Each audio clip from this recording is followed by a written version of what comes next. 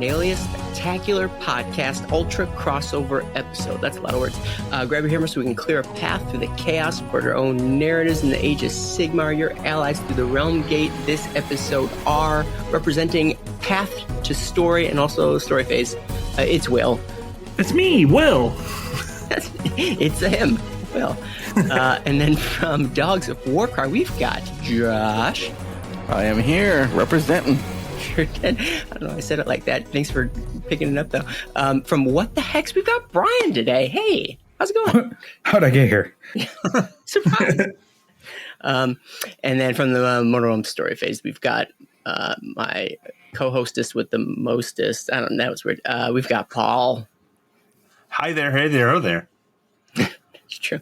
And it's me. It's Aaron. Hanging out. Talking Sigmarnalia Spectacular, what did I call it? Podcast Ultra Crossover Episode. Hey, we're all glad to be here. Guys, we made it to the end of the year. We survived it.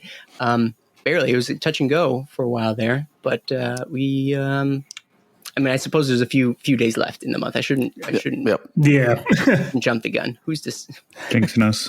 Yeah. We survived most of it. We survived most of it, which is a victory in my book. But hey, dear listeners of the Mortal Realms Podcast Network, it's yet again another Sigmarnalia episode. Happy and merry Sigmarnalia to you all. I hope it's going well for you too. Presumably, if you're listening to this, you also survived much of this year, and you deserve credit as well. So, guys, I suppose we can just dive right in. I'd be curious to know how your Sigmarnalia holidays have gone. We'll go into more depth about hobby-related questions, but just generally. Let's just go in the same order. Hey, Will, I brought you up first. How are your holidays? Holidays. I mean, so far so good. Haven't really gotten into the holidays themselves, but had our American things. Yeah, I mean, get on board, man. It's, Christmas is like 4 weeks away or something still, right? Is this holiday shaming? It's physical. I have time to buy gifts, right? Yes. Not Christmas Eve yet. Sure. I've already sat on 5 mall Santa's laps. They did not want it. Yeah, many of them weren't even dressed up at the time. Yeah. Did you ask for the same thing from all of them? Smooch. Okay. Well, it sounds like going so far so good. Yeah. Well, anything you want to add? Anything stand out? What's your favorite part? Oh, I'm sorry. If you want to answer that question first. I was just gonna say I got a new computer. That's cool. Ooh, Merry Sigmarnalia to you. What spurred this purchase? What couldn't you do before that you can do now? Power. Don't want to dive too into it, but I knew the old boy needed to be replaced in a year or two, and it's not going to get cheaper than it was when everything was on sale. So okay, fair. There you So, go. did you name your computer, and is it an Age of Sigmar lore character name? not yet, but I will. Yeah, you are. Yeah, I will. Yes, you will. Yeah, it's old. All right, cool beans. Hey, Josh, how are your holidays thus far? You've got kids. Maybe you're in the more of a holiday spirit than So far, so good. We got our Christmas tree this past weekend. It smells wonderfully in the house, and we've got a fake one up front, and then we always get a real one for the back room too. So we get a lot of spread of ornaments from our blended family. So Sure. yeah, but looking forward to it. Got most of the gifts, getting ready, getting cards out, all that fun stuff. So Cool. should be fairly smooth. We should put you on our Christmas card list because I think there's still a stack of like 100 unsent out upstairs, and I'm like, why did you order this many? We should probably get more friends. So there's that. Do you cut your own tree down, or do you get it from Sometimes, yeah. There's a farm that's kind of out past Middleton, but this year we just got enough a lot in Monona, which is easier because it was just my wife and I this time and no kids. So I feel like we need to Age of Sigmar-ify those names. Like those sound way too real to me. Middleton and Monona, come on. Or make it so it was a Canaan tree. That's kind of a cool name. Ooh, I like that. That is cool. Yeah. Somehow you got to set it up in such a way that it looks like it's going to eat you if you get too close. You see, that's a Talaxis reference, guys. It's in Warcry. Look it up. Or a Gnarloke. Right. I don't want it eating me in the middle of the night, though, so I definitely didn't get one of those. Well, that's the thing. It waits until you sleep, and then it like inches closer and closer and hopes you don't notice. Morning wood. An ambush predator right in my own home. Oh. I'm going to make it look pretty before it eats me. That way I'll hear all the jingle bells as it creeps into the room. I'm sure we're not the first ones to think of this, but this is a great idea, by the way, for like a story or a horror thing or something. I don't know what. It sounds like one of those B horror movies on Netflix. Yeah. Right. I like it. That Winnie the Pooh horror movie that I saw. Like, I'm not going to watch it, but I think it's silly that it exists. All right. Hey, Brian. How's your Hey, Aaron. thus far? Tell me about them. Got my next 5 Santa laps planned out, so going well so far. No, we're just getting ready here. We're going to be hosting. Me and my wife bought a house this year, so we hosted Thanksgiving, and then put a lot of work into it, so it feels like ours now. And then going to be hosting friends for essentially a Friendsmas. We do like a big group of friends that kind of like comes after Christmas and into New Year's, kind of turn New Year's into more of a spectacular rather than 3, 2, 1, yay. So we do our own like Secret Santa trade, and it's dispersed out amongst our friends and wives, and it's really fun. So looking forward to that, honestly. Let's get on with Christmas and get on to Friendsmas. Sure. Where I'm at. So I've got to ask you, you have a new house, and every hobbyist is thinking, did you get a hobby room? Yes. He's in it. Yeah. That's fancy. Excellent. We're looking at it right now, listeners. Oh, sorry. Looks like it's a shared office, or is that a workspace and a hobby space? Shared office. Yeah, I'm surrounded. So, right, because hobby is our fun work. I like that. Yeah, Warhammer in front of me, side me, window, and behind me. And here you are stuck in the middle with us. Yeah. So help house. Right, buddy. Thanks. Yeah, it's going well. Hey, Paul, tell me about your holidays and how they are going. I hope well. We've got a lot of AOS going on. I am trying to put final touches on my Caradron Overlord Spearhead. Pretty heavily converted. So we'll see. I got a game tomorrow night at my house, so I'm hoping. Ooh. Well, are you acting surprised, but it's actually just with you? No, it's not. I literally know other people at sometimes. So, yeah. A friend's coming over to my house, so I'm like super pumped and excited. I'm going to play a fully narrative army because it's going to be cool. So that'll be fun. The only other thing is like not Warhammer related whatsoever. But my friend had a Meatsgiving where he just like made some amazing barbecue and invited a bunch of us over to his house. That will probably stand the test of time as a wonderful memory. So Nice. good holiday. Back when my folks still hosted Thanksgiving, it was meat driven. A lot of like multiple turkeys, like roast beef for some reason, like all sorts of fish and like quail. I mean, honestly, it seems like they just went hog wild on a forest. And then when my wife started, I was going to say attending, I guess that's it, attending these Thanksgivings. First of all, she was taken aback by how much meat there was. Second of all, she was doubly concerned about how few desserts there were. Yeah, that'll do it. There's often like just like one pie tucked into some corner that nobody ever touches. Right. And she's like, "You've got this all backwards." Mm-hmm. So that's kind of the yin and yang of in my household. My family does bourbon Thanksgiving, where you try to find a way to get bourbon into any dish you make. So like bourbon pecan pie. We did like a bourbon soaked ham. It was phenomenal. Did it end up in your glass as well? Oh, yeah. I was just imagining bourbon Thanksgiving was just a bottle of bourbon, and you would each do shots and say something that was good that happened, and then you would just get integrally more drunk. And that sounded like a fun time too. I don't know. You know, actually, bourbon Thanksgivings are only Thanksgivings that are in Bourbon County. Otherwise, they can't be bourbon Thanksgivings. That's dumb. Aaron, how was your holiday? Thanks for asking. They are so far doing just fine, doing pretty good. I love a good tradition. We've tacked on a few of them at this point. Our Christmas tree hunting, also in a farm out past Middleton, so maybe it's the same one that we're talking about, Josh. Do a little bit of that. My kids are old enough where I'm starting to, with supervision, allow them to build my Lego Winter Village sets, which are very near and dear to my heart. Do they go up on a shelf? You're darn right they do.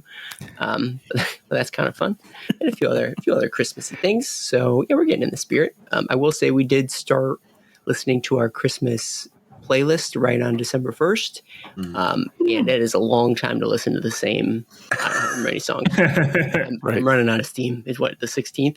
I can't listen to Taylor Swift sing about Christmas tree farms anymore. So we gotta mix it up. We gotta diversify a little bit because I'm gonna go a little crazy.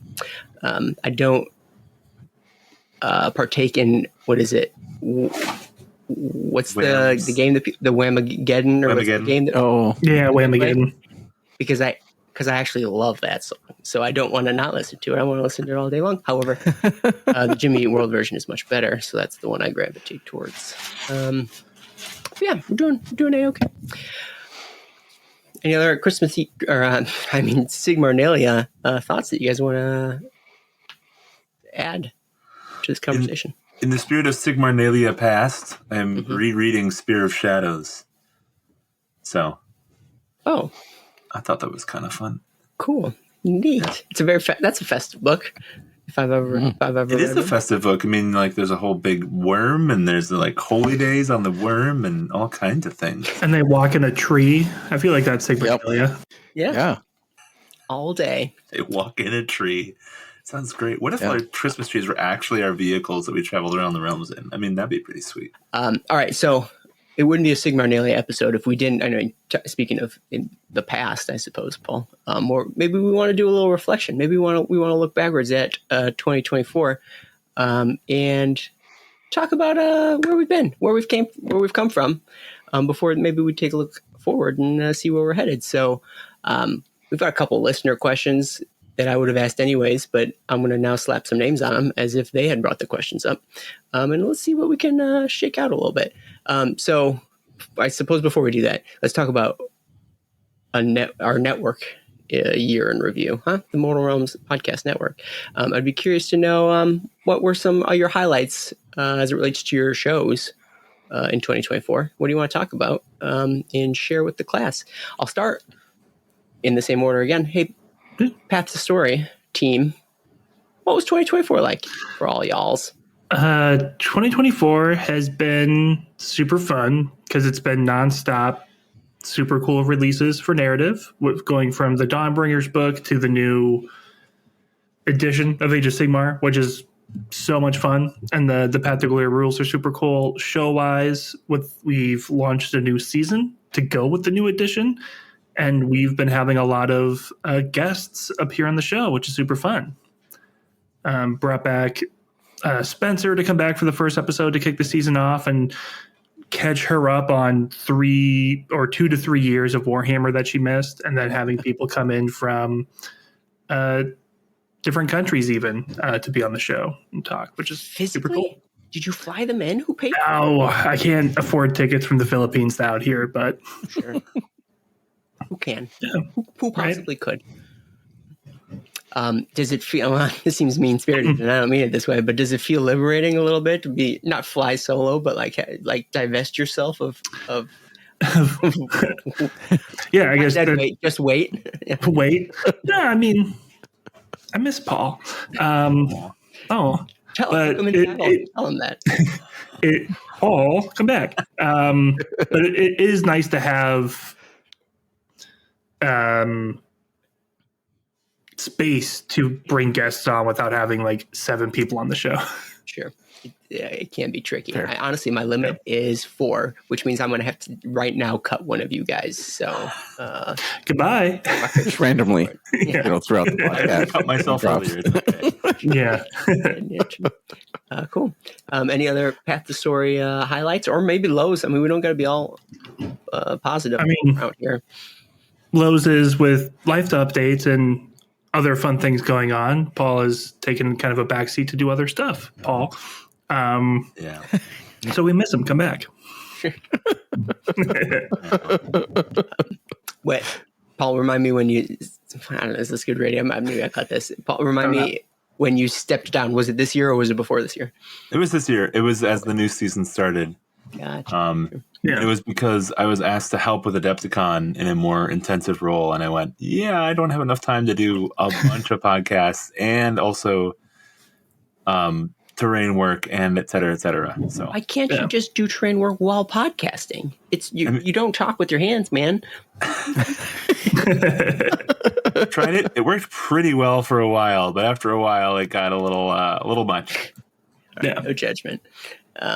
Priorities. I get it. All right, cool beans. Final Path of Story thoughts before I keep on moving. I'm excited for the book whenever it comes out. We get our own book. Say what book?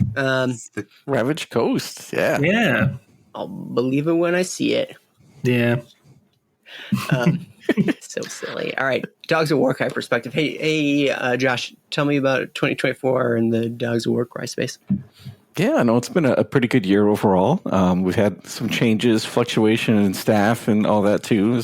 Eric's been busy and Paven's got a new baby. So it's been Vint and I going to be rolling solo for a little while. But had a great year. Had Adepticon. We had 2 events this past year, both well attended, had a lot of fun. People really enjoyed it. So that was a blast.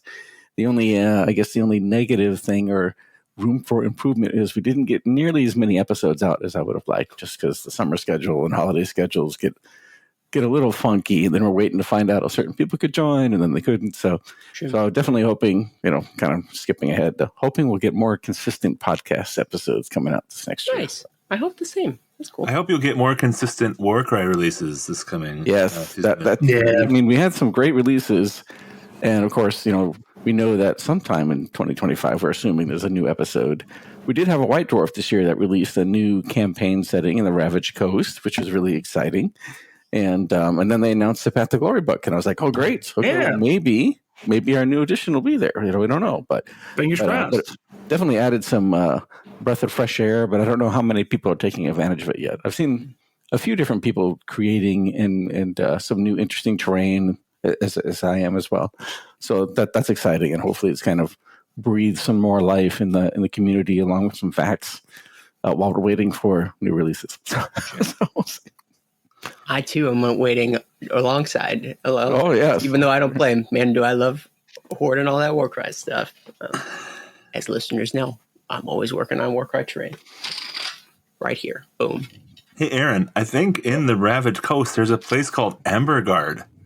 I feel like that's a really good segue to Brian. What? All right. Hey, Brian, tell me about 2024 in the What the Heck space, the most consistent and prolific of the Mortal Realm shows. I just got to say that segue was more forced than the Scaventide emergence. I'll take it. So things have been good. We've been busy. We're taking some time to relax and chill, just like with normal episode pace right now during the holidays. Because it was busy. We churned out. I think Davey and Phil sent me along with some stats. We turned out 33 episodes, 36 blog posts, 28 episodes from Skylar's launched project, What the Decks. Trying to, quite a few of us are war gamers innately, and not a lot of Underworlds players. Like, a lot of war gamers don't necessarily transition to Underworlds because of the deck building. So Skylar launched a project on our YouTube channel for What the Decks to help with deck building for people who are unfamiliar with that. Yeah. And we obviously ran events we traveled to, starting off the year, we traveled to LVO. We sent a large contingent of us and some of our locals to LVO to play in the tournament there. And then we ran an event at Adepticon and participated in the Grand Clash there. And then Skylar and I ran to Alberta, Canada, to try and steal golden ticket events from the Canadians. Ourselves and a friend podcast of ours, Skylar and our friends stole 2 tickets total from the Canadians. Hooray. And then we came back. We ran 3 tournaments locally here out at Noble Knight. On the 3rd one, we got our own golden ticket to dispense, and one of our locals, Bobby, took that. Nice. So then that sent us into preparation for Worlds, and there was an effort to make another trip out by one of our hosts, but that got derailed by a hurricane. I can't say much more. Sure. And then Worlds, so I went as the event organizer, the judge, one of the judges, not the event organizer. Good God. Yeah. And that was a great experience. Worlds is an absolute blast. And then we had Skylar, who took the Canadian ticket and was participating at Worlds, but he really was fundamental in getting a stream operation going for us, because we were invited by GW to set up a stream to showcase the World Championship for Underworlds. And Davey, along with the other host from that friendly podcast of ours, flew out on their own dime to essentially be, I always remember Cotton, but what's the other guy on Dodgeball? Old strategy, you always Cotton. We'll see if it remember plays out for him. Yeah. So they put on a great show. We felt like we cobbled it together, and there was a lot of stress on Davey's part, because he's like, once the event started, his tech support, Skylar, was now off and eating. So it was like, all right, are we good? Ready? Like, hope nothing goes wrong. And it went well. Most of that was just because we never turned it off. Like, the Mechanicum here. Don't touch it. The machine spirit is happy. The machine spirit is happy. Yep. All the incense.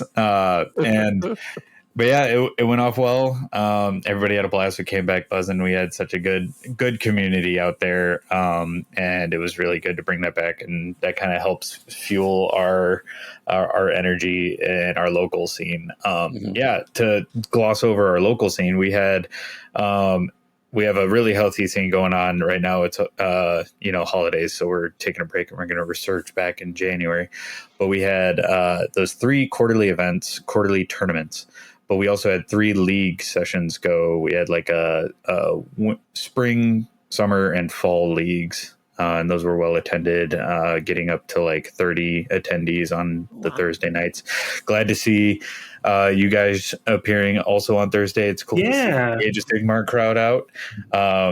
Took a few of our players, but we'll take some back. Yeah, it's a trade-off.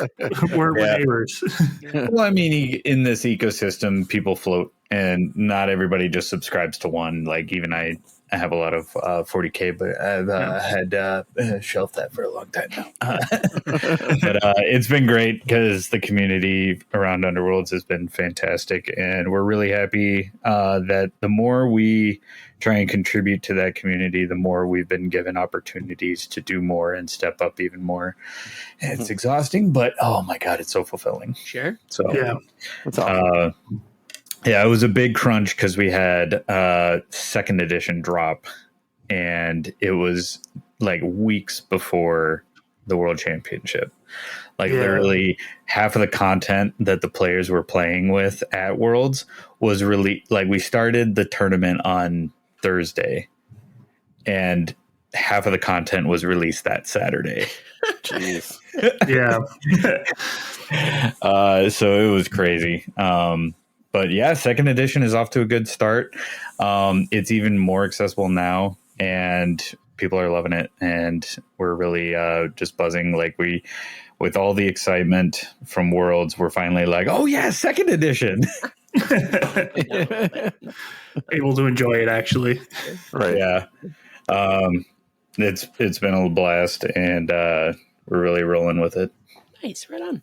Yeah. Two thoughts. One, we might have to change the network name to the What the Hex Network, because I mean, just from a Yeah. busyness perspective, I think they're running circles around the rest of us. Yeah. Second thought.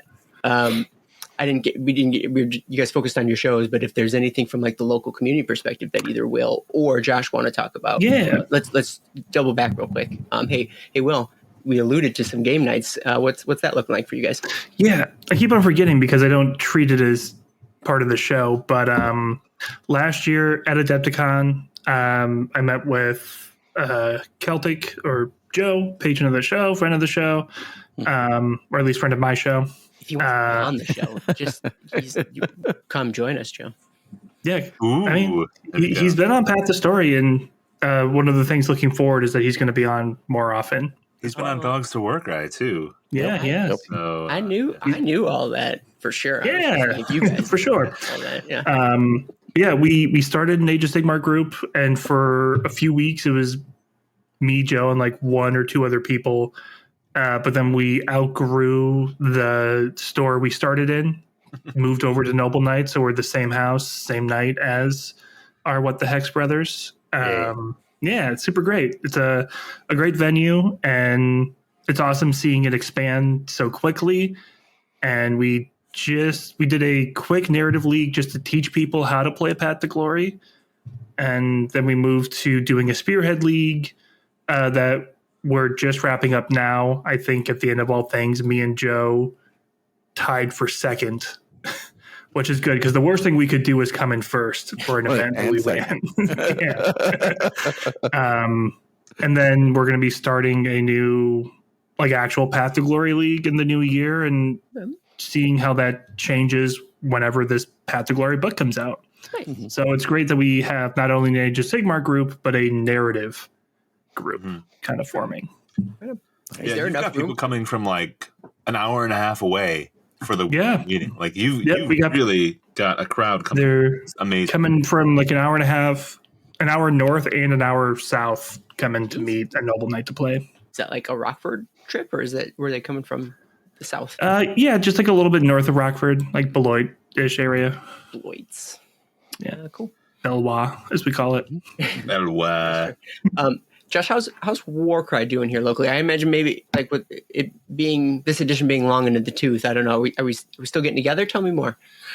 We are, yeah. It's been variable. Some people, with more family or work commitments, it's kind of come and go. But we've also had a flux of new players, which has been fun. Awesome. Fortunately, a lot of our local folks have been like Mike and Zach. And in the end, have been, they'll help run leagues too, so that I can kind of step back and support rather than have to let them lead the initiatives and try some funky things. Sure. And a few of them will run different tournaments or events as well. Like Mike ran one recently, which was Western theme.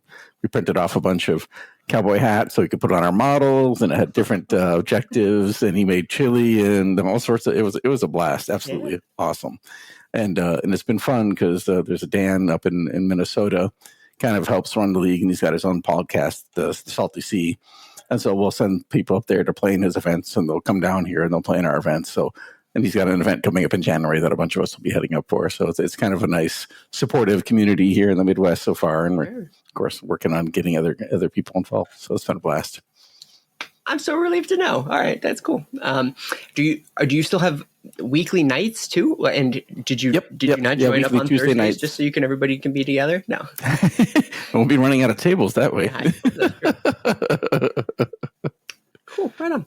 Yep. I gave everyone else a chance to talk about their community stuff. Paul, are there any community things that you wanted to talk about before I? So So Will helped me at Adepticon to run the Gibbering Dome. Kind of behind the scenes, I was also helping run a couple of other events, not necessarily me walking up and making things happen, because What the Hex knows enough on their own that they don't need that much help with that.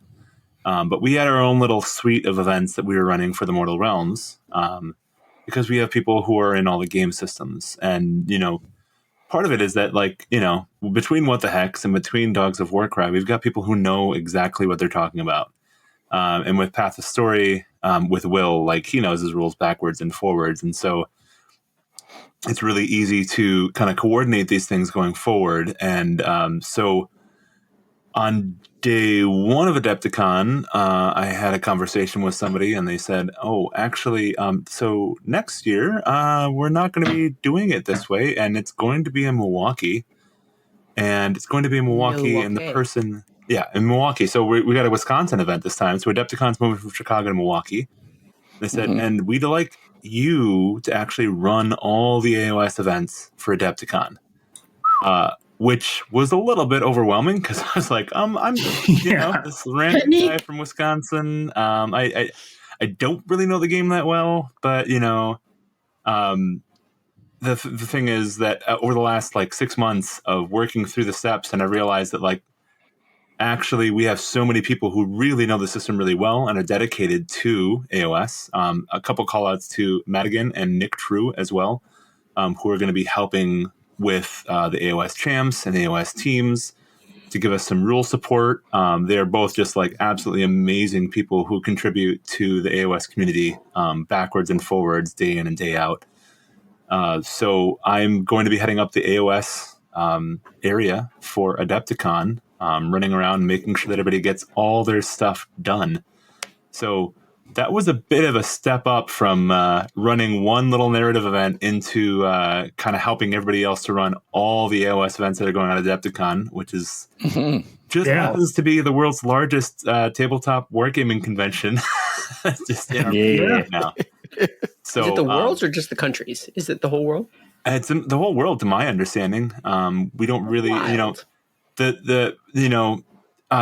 runs the championships there, but they don't have all these other systems and all these other little things. I think Adepticon attracts a few more niche gamers from Mech Warrior and all these other bespoke games, Malifaux, et cetera, et cetera. So, well, I know the Atomic Mass game section, it tends to be pretty large too. Exactly. So yeah, it's been a bit of a whirlwind, and which is why I made the decision to step back from Path of Story. It wasn't because I wasn't loving doing it. It was more of just I just don't have the time to read all the rules for in addition to everything else that we're doing for AOS. And so that's it's fun watching What the Hex just blossom from this kind of little passion project into Brian, you've done some amazing work with helping run the tournaments at GW, et cetera, and not to mention the own tournaments that you guys have been running. And I totally feel exactly what you're talking about with Adepticon. Okay. Oh, that went well. Want to do it all then? Yeah, exactly. Well, yeah, I guess so. So, so here's me, the narrative king, in charge of running, making sure that all the competitive stuff is happening. But like I said, I've got a lot of great support, so it's going to be an amazing adventure. But oh my goodness, there's so many phone calls and so many texts and so many messages and everything going back and forth. So I doubling down on 2 podcasts is a little too much for me right now. Mm-hmm. I do have a suggestion that could vastly improve the Adepticon experience for Age of Sigmar, which is changing it from the Age of Sigmar events to just calling them all Mortal Realm events.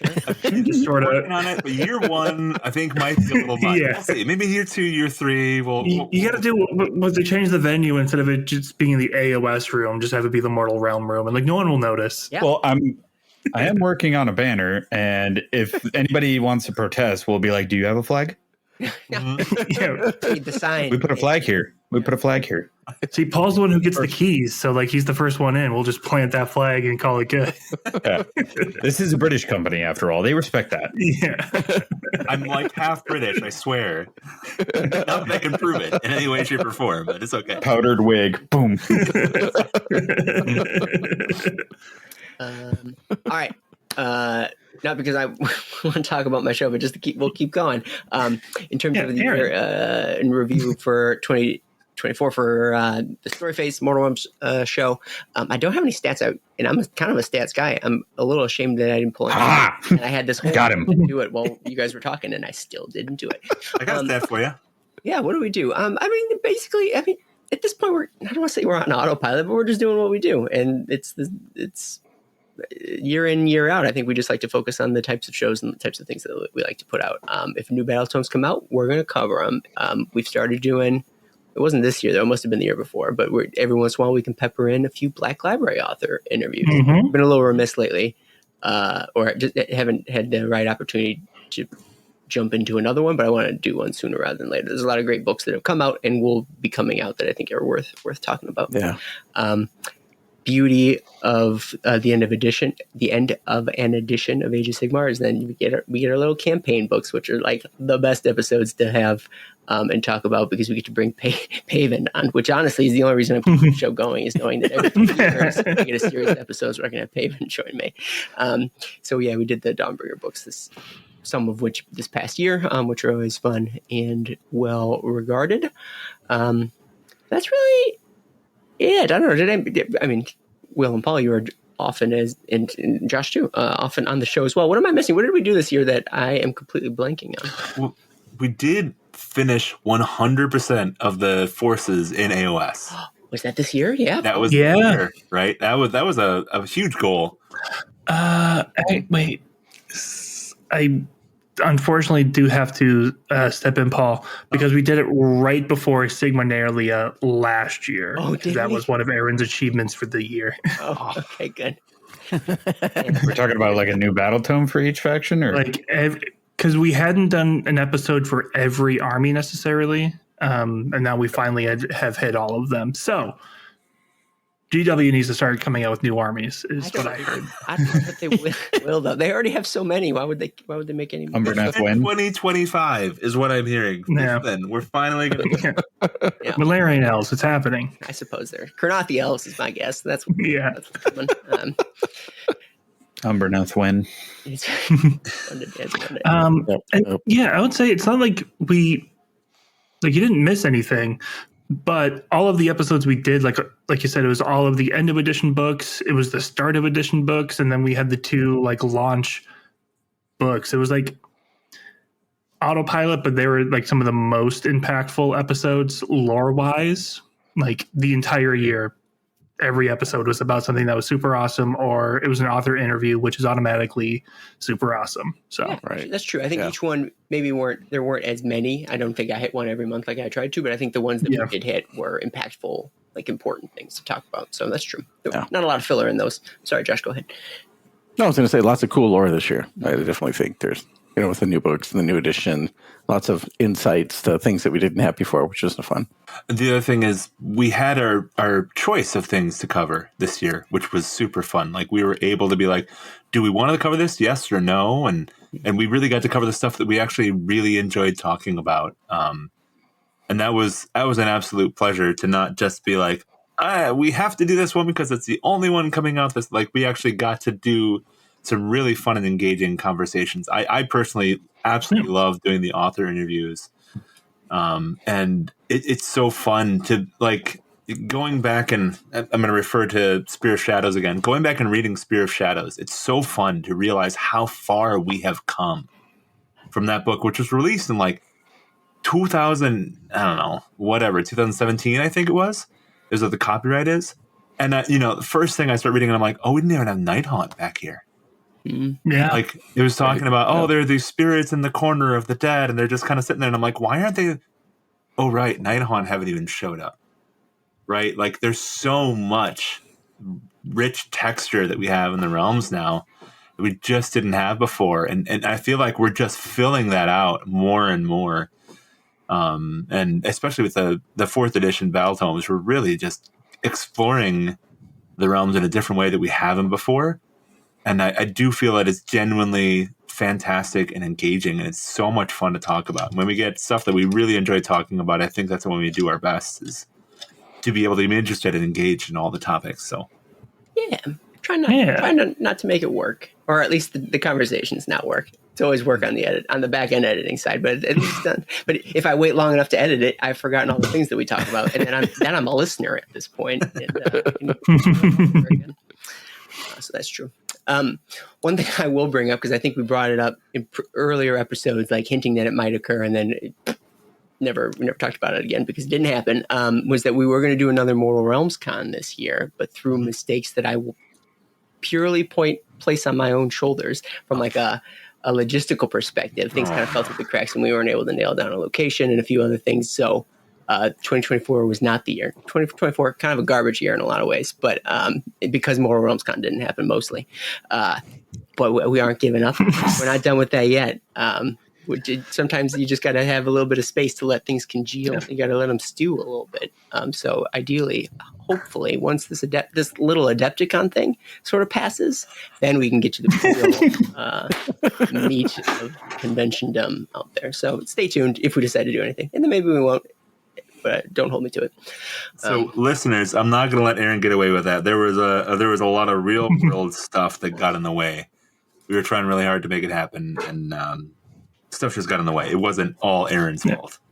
I was partially to blame by trusting an organization I should not have trusted. So it takes a village to run a convention, and therefore it takes a village to also not run a convention.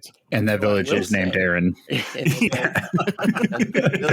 still Aaronville, right? So Aaron is still responsible for it not happening. But of the things that did come through, though, Paul did come through with a location that was actually a really cool place. So, I mean, Paul, do you want to talk about what we did end up doing instead of, or all right? So this is place of Mortal Realms Con. We did Mortal Realms Con. We just did it. We did a small one. It was all people we knew. We didn't have anybody show up that we didn't know. It wasn't like a massive like online gaming convention or anything like that. But like, to be honest, I was talking the whole weekend about how this was a life goal for me, like 100%.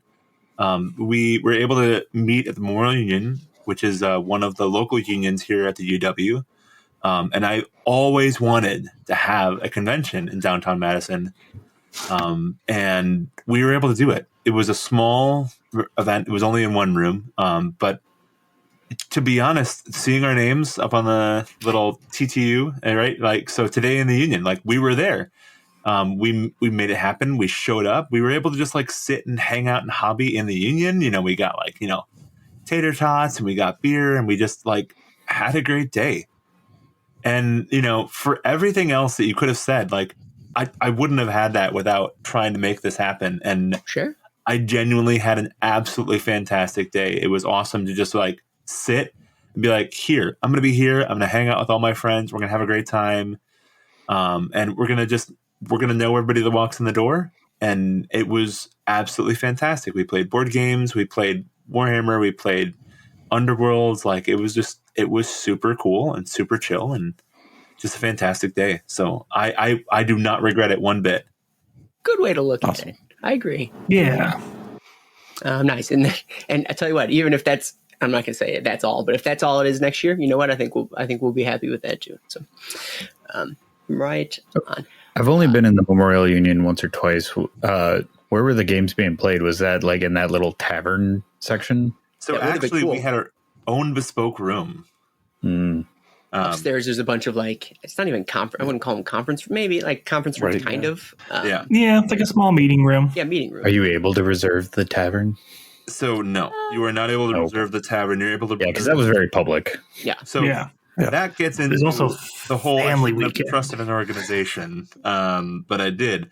But basically, we were able to be in the Beefeaters room, which was actually kind of fun too, because Beefeaters are the people who defend the Queen, and so it's a British company. So I don't know. I thought that was super fun that we were able to be in that room as well. So that was over my head. There is like an event where like people get married like upstairs there. Yep. So if we ever needed to get big, like there is well, I don't know that we'll ever go back there, so it doesn't matter. But still, there's other spaces there to be rented and things. So. Just got to make a few handshakes. Yeah. Or no, Paul, who is a member there, and I think that grants some access. Yeah, I really miss the boat. Yeah, know people myself. Yeah, everybody knows Paul. Apparently, cool beans. Any other reflections on I don't know, your 2024 as it relates to community or your shows? Before I ask a few of these questions, we'll go through them quick.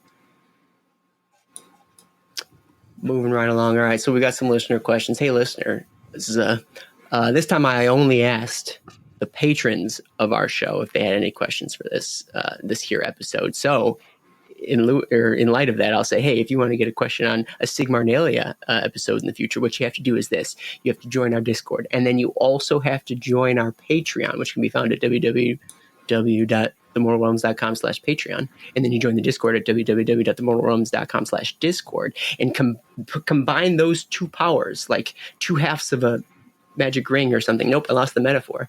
Then you can hang out in the special Patreon channels where I asked, hey, does anybody have any questions for the Sigmarnalia episode? And then folks just came out of the woodwork throwing questions at us, which I will regale you with right now. And we will. Well, but I tell you what, if you join our Patreon, you're automatically one of the 1,000 coolest people in the world. Sure. 100%. No question. By definition. Yeah, I think. By definition. That's literally part of the contract you have to sign in order to give us money. Just saying. Truth. So if you've always kind of been on the cusp, if you've been like 1,004 or 1,005 coolest person in the world, this will bump you up a few spots. Maybe get you right there. Yeah. I also would like to express some gratitude from What the Hex, because like I said, with us going and getting the stream set up out at Worlds, that was all out of our pockets initially. We weren't sponsored at all, and we asked the I don't know, the council, the order here, and asked if any of the Patreon contributions could be allotted to covering that, because our goal would be to eventually make that more of a stream in a box rig that could be used for any sort of broadcasting type purposes for the Mortal Realms channel. And because of your fine contributions, patrons, that helped offset our costs. So we greatly appreciate that over at What the Hex. As fantastic. Yeah. Thank you. Great. You never thought. Yeah, go ahead. Sorry, you never thought when you were contributing to the Mortal Realms Patreon that you would literally be sponsoring an Underworlds stream from the Warhammer World Championships, which, let's be honest, like the fact that happened is absolutely amazing. Like the work that you guys have been putting in is fantastic. And like I watched that stream and it was genuinely fantastic. It was so much fun to listen to and so engaging. Davey in particular wearing a suit, literally one of the highlights of my year, because he looks fantastic in a suit and he never wears a suit. Like, where did that even come from? It got hot in there, I'll tell you. It did. It got real toasty. Oh yeah, they rock suits, and then as the days progress, they decreased or increased the class. But all of the episodes are on our YouTube channel. You can check it out, and even if you just skip ahead to the outfit, it's worth. Just scrub past the games. I mean, you can look up the results, but focus on the commentaries. So, Aaron, I don't know if you know this, but if you went onto the GW website during the World Championships of Warhammer, they linked to the mortalrealms.youtube as an official stream. Like one of the streams that was going on. Senpai noticed me. Did it shut it down? Yeah. At one point, it's like, okay, like they link a web address. That's cool. But like, also, they linked our web address. And that's cool. Like, when we started, it's like a bunch of guys in a basement. Whoever thought that, like, be streaming from the World Championships of Warhammer? That's awesome. This basement. Yeah. He's still in a basement. Yeah, that basement. You're literally still in that basement, and everybody else is like spreading all over the place. It's great. Well, it's nice that it's just me here. But that reminds me of something. Actually, I didn't bring it up, but I'll bring it up now in terms of, I don't know, Senpai noticing us. Additionally, we brought in a painter, a local painter, to help us out with showing off the I don't know, the plastic that GW sends to us. I mean, we like to disseminate the models across the network. Everybody gets to paint at their own sort of speed and I'll point at myself and say skill level.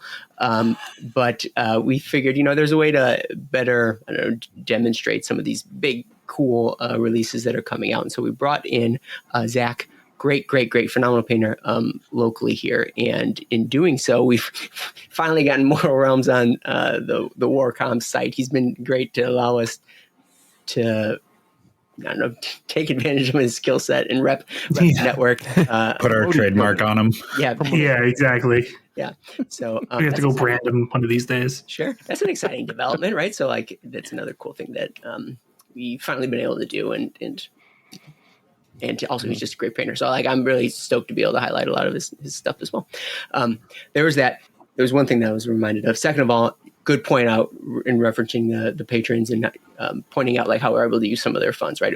I don't really do that a lot, although I should, just sort of highlighting the fact that, I mean, it feels boring to talk about, hey, patrons of the show, thank you so very, very much. Your contributions go to like the hosting of a lot of this stuff, right? Like, we have shows on the network. We've got the website, like those are fees that would be incurred otherwise, but you help us offset that stuff. So it feels boring to say, but it's still worth bringing up to let you guys know that that's how it's working. And we really appreciate your help. That's great. Truly appreciate it. I think this year more than any other year, because like everybody's been able to do cool stuff, right? It struck me how it started with two guys, right, who were just like, you know what, we're going to give this Age of Sigmar thing a shot, right? You know, Davey and Eric who just stuck their neck out and was like, hey, like this is worth paying attention to. Two guys in a basement, and like the fact that we've got, you know, 4 podcasts, we've got what the deck stream going on as well. Like, I mean, don't forget Warhammer Bros. Right? Yeah, Warhammer Bros. As well. Like, it's fun because we get to talk to people about the things that we love, which is silly little plastic men, right? That we buy and we assemble and we paint, right? Well, some of us paint and some of us convert, which Aaron hates, which is valid.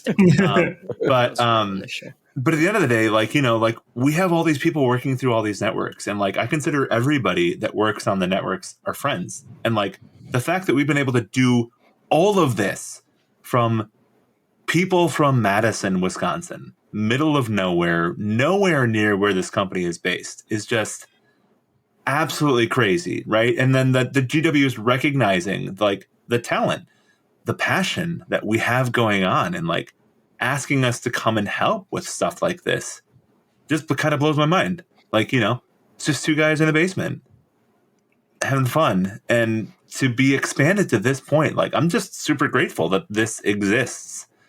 And we have all these people, like, you know, like I've been hanging out with Will and Joe a little bit more regularly, and like I would never have that without the Mortal Realms podcast, right? Like I wouldn't have these other people to rely on and to talk about. So who knew that would happen with two guys in a basement? Sure. Yeah. It's a shame that neither of them made it to 2025. But we forever in our hearts. This is super cool. That's the best part. There's still time. There's still time. All right. So I mentioned Patreon questions. Let me ask a couple. So Patreon show Armor Enthusiast number 7, not 6, not 8, but 7. What was your favorite model that came out this year? Also wants to know what your favorite model that you worked on. So let's do double duty. Tell me your favorite model that came out, and then the favorite one that you yourself got your greedy little mitts on. We'll just go same order. Will, hit me. I'm trying to think of all the ones that came out this year. I think my favorite has I gotta go with Tornus. Ooh. He is just super cool. Of the ones that came out this year, I was thinking Usharin because he was on like Model of the Year voting. But also I listened to last year's episode and we said him last year, so I can't say him again this year. No, was it like previewed, or did he actually release in 2023? What is it? Was he released in 2023, but just after the Model of the Year voting happened for 2023. Okay. So I think he was previewed at Worlds last year. I don't know if he released. I don't know. He released like mid-December, like right around when we did the episode. Gotcha. So I'm going to say Tornus. Okay. I love that guy. He's super cool. Love that dude. And then Tarnus? Did you work on anything separately that you particularly enjoyed? The one I worked on that I enjoyed the most has got to be, can't think of his name. Steve. Right. He's right there. No, it's the fat rat. Oh, Foulblade. Yeah, Kritok Foulblade. There you go. I like he was very fun to paint. Okay. Right on.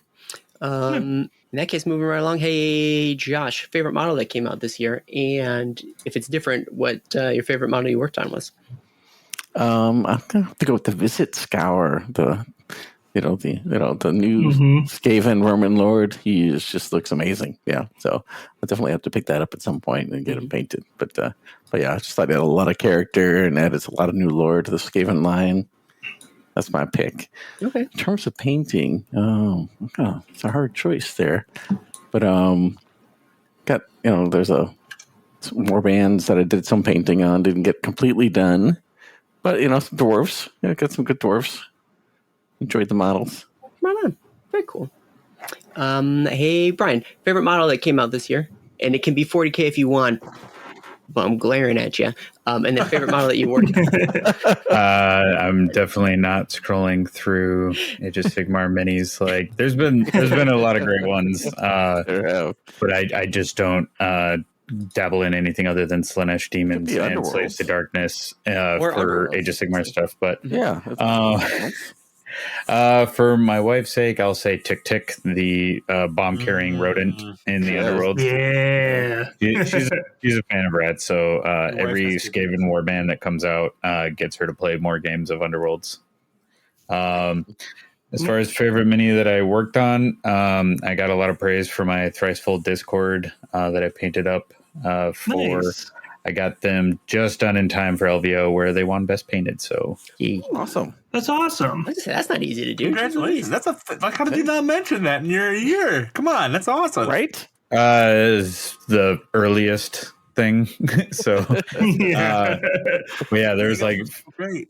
There's like 50 some gems on those 3 fighters.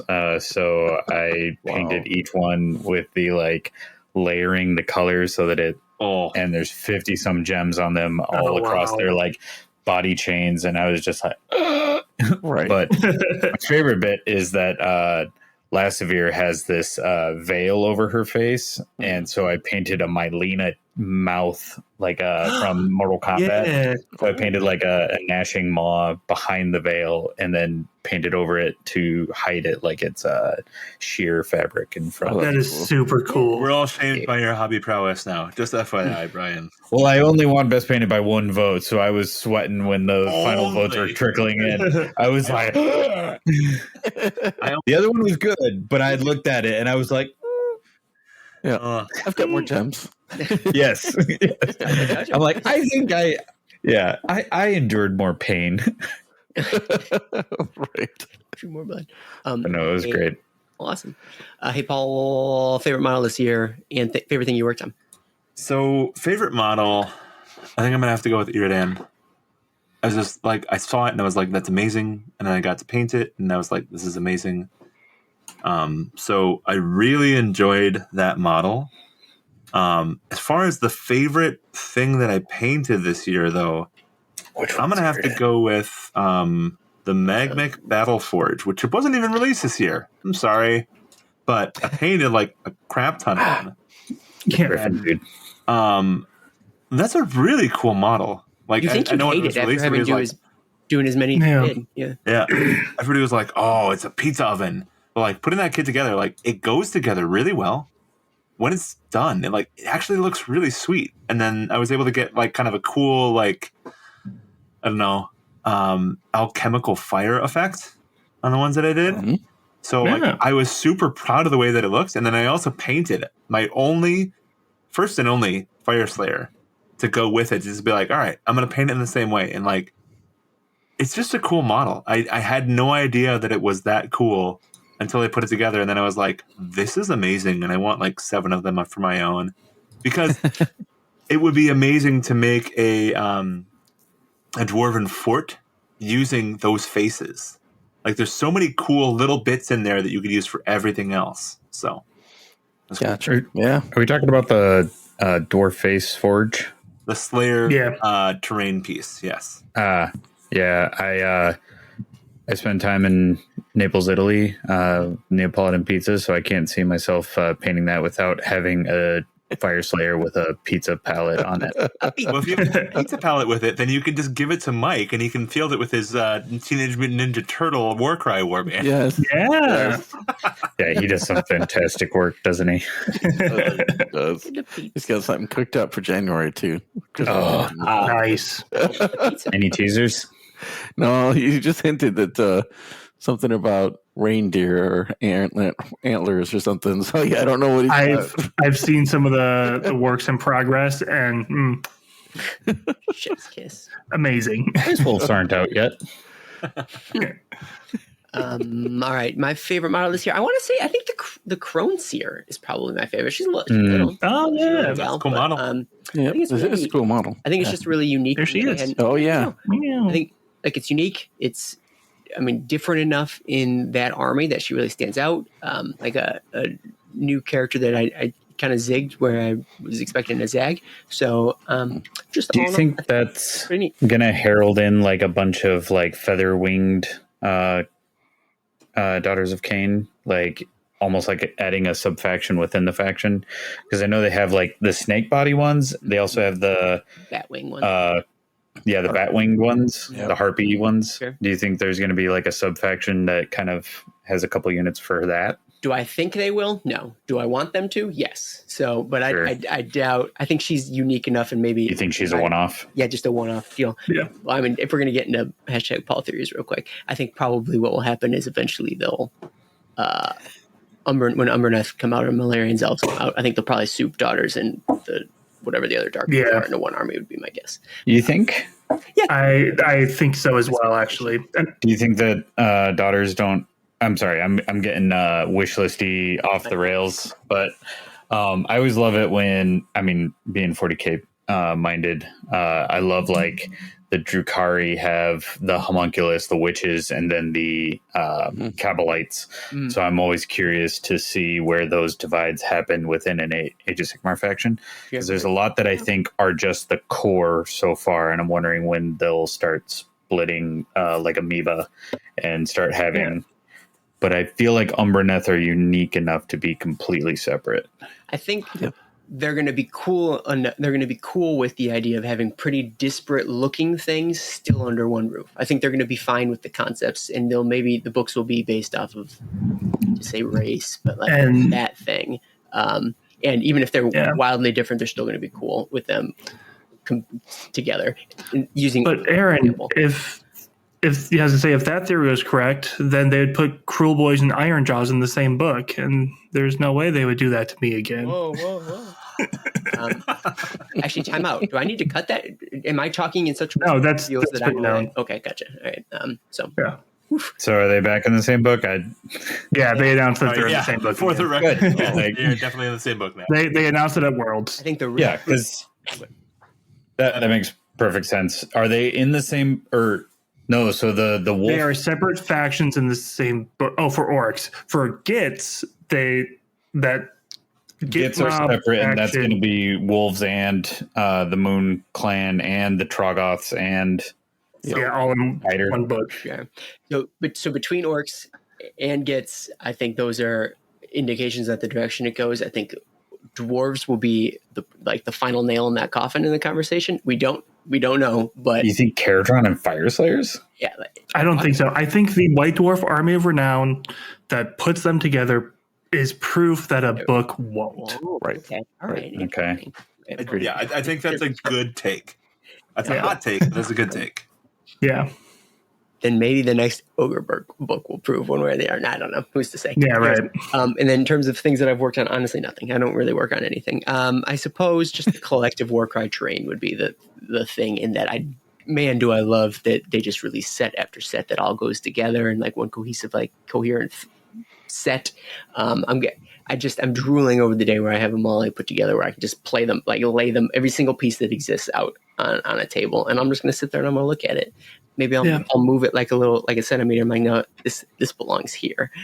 Or like I'll run a bridge to a different piece of terrain. Instead of elf on a shelf, you could just move the trees. During the holidays, the arrowworks are moving, right? That's or like every day, like I accidentally left some models out on the table, and then the next day there's some trees there. Oh, that's weird. And then the next day there's more trees and they're closer. Right. And there's more trees Right. and they're closer. Mm, but I think that it will be obvious because they will be gray. Wait a second. These trees are really cool. You get some Hold on. Xanthol on there. They'll be fine. Yeah, I may be spoiling a later section, but I have to ask Aaron. Did you finish assembling all of the Warcry terrain, No, definitely not. or no? Because Oh, that was your hobby my goal goal? of Oh, of the year. Should we? Same. Well, let's keep asking questions, and then we'll review our. Well, they kept releasing more too, so it's not. That's the thing. Yeah. Maybe you just cut off at what came out right. by the last episode. Well, I mean, I might have gotten everything out that came out in 2023, maybe. Anyways, well, I'll figure that out later. Another question. Patron of the show, Demir, they ask, what is your favorite bit of new lore so far? So we talked about models. Who cares? Models are lame. They come and go, but lore is forever. You can't retcon lore. I'd be curious to know which favorite lore tidbits that came out this year. Hey, Will you are. What was your favorite lore this year? Oh, there's so much good lore. I gotta say, the Battle of Phoenicium was probably my favorite lore. It was so cool. It was so cinematic. It was exactly what I wanted in an end of campaign storyline. Sure. We lost a couple other cities in the Dawnbringers. That didn't matter. Who cared? Phoenician was a real one, both literally and like the phrase was a real one, and because losing that actually had some like real impact. Yeah, and it was just a cool fight. Varangard flying out of the sky, phoenixes flying up at them. Dude had a phoenix spirit, and spoilers, got devoured. Sure. Super neat. That might be my answer too. And furthermore, it also was functional in that like it served a purpose. GW had to retire some stuff, and they didn't like just hand wave it away. They like gave you a thing. They gave you a real send off. And in fact, a lot of stuff that got retired didn't get that send off, and deserved it. So like this is a good example. Good answer. Hey Josh, what was your favorite bit of lore this year? Yeah, there's so much good stuff. I definitely enjoyed the Skaven battle tome and the way they presented the different aspects of the Great Horned Rat. I thought they did that really well, and that was like it's been a long time Skaven fan. That was just perfect. But one other aspect of the lore I've seen is kind of accumulating this year is like the last 2 years. I looked at my notes. I was like, 2022, 2023, I predicted Chaos Dwarves. I'm feeling better this year. But they've got castles marked on the map now in the new battle tome, and there was mentions of it in the Warcry books this year, and even in the recent Slaves to Darkness talked about other chaos gods making themselves known. So that kind of lore, like seeing it in different game systems as well as different books, I think is really fun. And I'm like, okay, I'm feeling more confident when I say Chaos Dwarves in the show. 3 years, maybe. The Slaves of Darkness tome has another big hit because it says there's like the scavenger kings or scrap kings of Aridia dealing with some weird short people giving them guns. So who could it be? I know.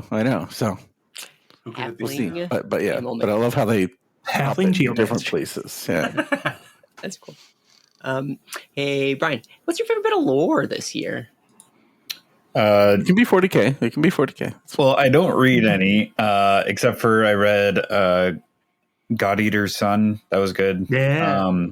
Felt like it was good, but I also like Dune, so there's a lot of similarities. But in terms of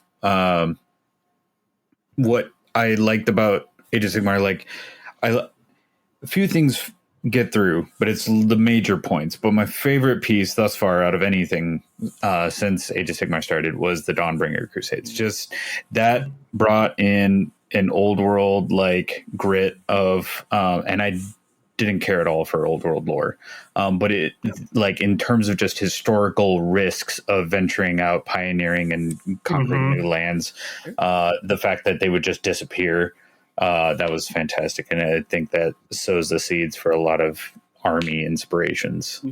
Right. So that was my favorite thing. When I heard about it, I was just like, oh my god, that's so cool. And then the Cities of Sigmar models, again, I don't care much for old world stuff, but the Cities of Sigmar absolutely just crushed it for me. I was like, I have no desire for Bretonia or any of that because the Cities of Sigmar models have it for me. And then there was like, you can ally in different things based on what realm they were entering. And I was just like, okay, no, pull back. Hold. That's fun. Yeah. Hey, Paul, what was your favorite lore this year? So I'm gonna pick a 40K one, and I'm Brian. Oh my god! And what it is that Legion Imperialis came out with Dark Mechanicum. And This is your favorite okay. lore? Who are you? What is going on? But like the fact that like it's lore, but like they actually exist now. Like Right. they're a force, they're worth actually fielding, and they're spiders. They're crazy looking. You Yeah. didn't- you- That's what it was. They're actually. Oh, is he a spider aficionado? Oh yeah. Oh, wow. He's the Oh, wow. spider. You are about to get this wonderful. Oh, okay. I'm new here. I'm new. Hey, Paul, do you like spiders? Oh yeah. Oh yeah. This is perfect. This is gold. He walked right into his web. Right. And I have a second point, and I'm gonna have a third point because I'm crazy. My second point is actually in Soulbound.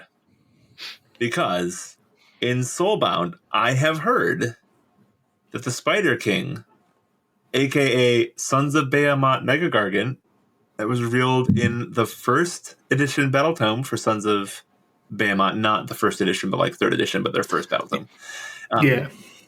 Is apparently going to be a bad guy in the Soulbound role-playing game that they're releasing in January 2025.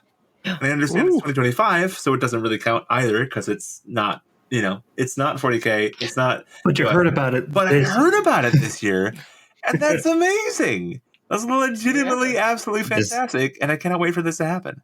This is a spider-pilled gargant. Yes. Yeah. So my name on Gargant Twitter is- for forever has been the Spider King. And when the Sons he's of Behemoth came out, I went, I don't need that model. It's fine. It's a big model. It's fine. But we get stuff a little early sometimes. Thanks, UW.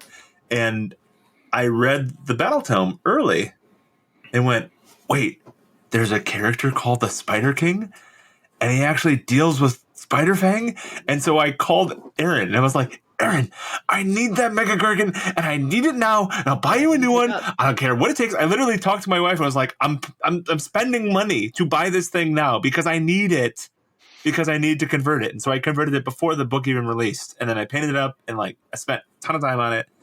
And now like it's it's a bad guy in Soulbound. And that's absolutely fantastic. And so I cannot wait for that to happen. And my wife is like, yeah, I'll buy you that for Christmas. And I'm like, Or maybe he's a good guy, depending on how you look at it. I mean, he is obviously a good guy. He loves spiders. Like That's true. only good people like that. this is Just as an aside here, dear listeners, there's a Pokemon Go gym by my house, and whenever I see that there's a spider in there, I know who's been driving past my block.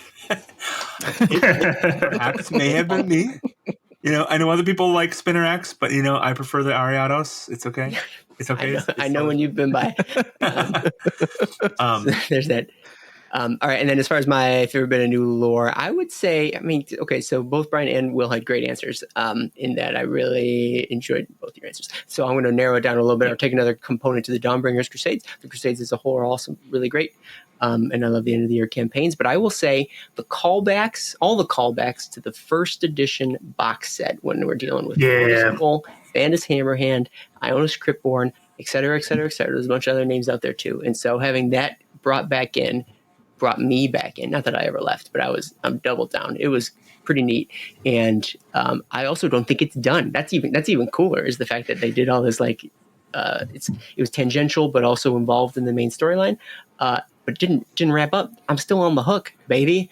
So you're talking about like how they took the first edition Chunky Marines or Chunky Stormcast and then brought them into the new versions, but now they're the veterans. Well, I mean, in that the characters themselves. So it was an unfinished story from first edition, and so now we get to see them. And so some of them have models, some of them don't. I guess a lot of them do have models, but like Vandens, for example, doesn't have a new model. But they essentially recast the old sculpts into the new sculpts. Yeah, but now they're the veterans. It's more less about the sculpts, more about the characters themselves. Right, obviously, from the lore perspective, but I thought that was an awesome touch too. Like, excellent way to resculpt units in the line, but also I'm agree in the sense that it's not done, because bringing the Underworld's perspective is we had a deck the decks like flavored some lore, like we stumbled upon certain things in whatever realm that they were exploring in Underworlds,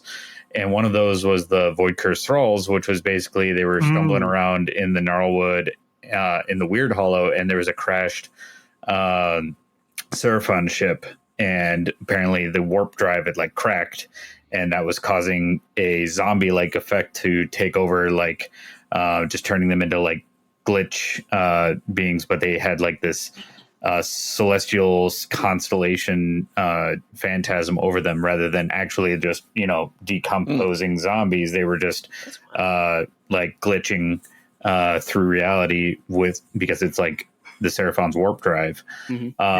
So what I was getting at is that in that trailer, they showed all the Stormcast veterans that are like getting really distant and, saddled with PTSD in their own way, had like the void eyes. And I was like, wait a second. and so my theory, and I think I bugged Paul about this like immediately after at Adepticon when they dropped that trailer. I was just like, didn't Sigmar like involve all the other gods, including the Seraphon, in creating the Sigmar, the Stormcast Eternals? And I was like, so is this a byproduct where it's just like, reprint or recast after recast? Right. They're getting this defect building up, and it's like, oh, that's a side effect from the Seraphon. Like they're gonna like look over at the Seraphon slant and be like, can you debug that? Yeah. And they don't even say it; they just think no. But then I'm also like, just float away. Are we going to wind up with chapters or chambers of the Stormcast that are almost like the Death Company and Blood Angels, where they've completely, like, they haven't gone over to the Executioner and be like, yep, my turn. And instead they've kind of kept it going, and they're just going to like let that ride. And as long as they're pointed that way, they're still killing the right people. Sure. As long as no more than 15% of the people that you kill are innocent, we're pretty good at this. This is a great metric. Like 85% bad people is great. It's acceptable collateral. Exactly. Yeah. Yeah. Right on. Another question from Armoire Enthusiast 7. Again, he's back in the saddle. They ask if you could tell yourself one thing at the end of 2024. Wait, I think he means 2023. End of like last year's Sigmarnalia. If you could go back in time and tell yourself back then, like reveal the future to old you, what would it have been? What would you have told? No Chaos Dwarves, Josh. No, see, I would have told myself to steal the Great Horned Rat before Josh could take it last year. Oh yeah. Smart move. Smart call. Yeah, absolutely. Yeah, All right, so that's a good answer. Josh, what would you have told yourself? Oh man. It's a great question, and I don't have a good answer for that. But I'm not sure. I probably would have told myself to assemble my terrain more quickly. There's more coming. Yeah, it doesn't have to be about predictions. It never ends. Hey, Brian, think of yourself a year ago. What would you have told yourself a year ago in the context of Warhammer? Oh, The gems were worth it. yeah. You might want to have to come back to me on that one. Okay, that's fine. I've been killing it. Yeah, a new edition is coming. Get ready. Yeah. Like, that's coming. luckily, like most of the models all like made the transfer over. There's rules for each of them, so it's not like these are dead now. Right. Yeah, no. I don't know. Save more money for more traveling. Like, oh my god, we were hitting it big, and it was good because Skylar and I wanted to go hit it all before we're going to be starting family. So we wanted to make sure that we hit each of the big cons, and then we could be like, all right, now it's your turn to come to Adepticon. So come sign up for our event. But don't know how that feels whatsoever. I tell you. Right on. Yeah. Hey, Paul, what would you go and tell yourself a year ago? I would tell myself a year ago, hey, there's this character called Asilia Thorian who's going to show up in the Dawnbringer Crusade. And you know that army you converted at the beginning of 3rd edition? It's literally going to be the perfect character to lead that army that you never finished. because oh my Awesome. goodness, was I blown away when that character showed up. So Brian, for you, basically there's this character who showed up, who it's super engaging to me because there's no model. They didn't make a model. There is no existing model. But essentially, she is a general of the Free Guild, which is now the Cities of Sigmar, right? Mhm. So, and she has Giron blood, which means that she has blood from the realm of life in her. Mhm. And she leads one of the crusades through the Dawnbringers. And as she's leading this crusade, this druidic magic just kind of bubbles up from within her. And as this druidic magic is bubbling up from within her, like she expends herself and is like, I'm done. Like, this is too much, right? But when you would think that she's gone, she starts regenerating, but as like half dryad. And so her body is being replaced by plant, what was lost in flesh. And so essentially she is a druid, but half human, half dryad. And way back at the beginning of 3rd edition, I converted this whole army that is half druid, half human, just because I was like, this is going to be cool. And then GW released a character that exactly and perfectly leads my army. So that was a pretty cool moment. And then I converted that character. So, and then, yeah. Approximately how many GW employees did you have to tell about your army before this happened? Only 3. How many I fibers can't did you really about? tell any of them, but like I had this really cool moment where, like, you know, we get It's just like that meme with the dude in the stadium got the girl like Girl, yeah. Yeah. so, like, let me tell you, that's what it's like podcasting with the men. Well, I had this really cool moment. Like this was again one of my favorite moments of 2024 was that we get to talk to cool people that do cool things in the studio sometimes, which is awesome. yeah, that's what we need to do. What the heck is get more studio people. Yeah. So I was like, hey, this is cool. And then I was able to contact somebody in the studio and it's like, hey, this is cool. And this guy's like, hey, I'm actually talking to the person who created that character. And before the book had released, I was able to like show a picture of my creation of their writing to that person. And like, that was just amazing. Like, it was just fantastic to be like, this is cool that this thing exists. And thank you. And like, you know, so that was amazing and fantastic for me. So Brad. Nice. yeah. What I go back and tell myself is that Malarian elves are still not here yet. Just to see don't bet on it. Okay, when they started teasing Lumineth and they said pointy hats or pointy elves, I was just like, this isn't it, right? Like, it can't be, right? Yeah. Guys, right? Yeah. like Lumineth are dope, but they're not pointy elves. Not that, not pointy enough, anyways. Not like the high elf pointies. The spears, though. The spears, though. Very pointy. And yeah, they are long, like super long spears. Yeah. extra pointy. Yeah. I keep waiting for one of those to come out in Underworlds and just be like, oh my god, a range 4 melee weapon. Yeah. Right. Oh. Yeah.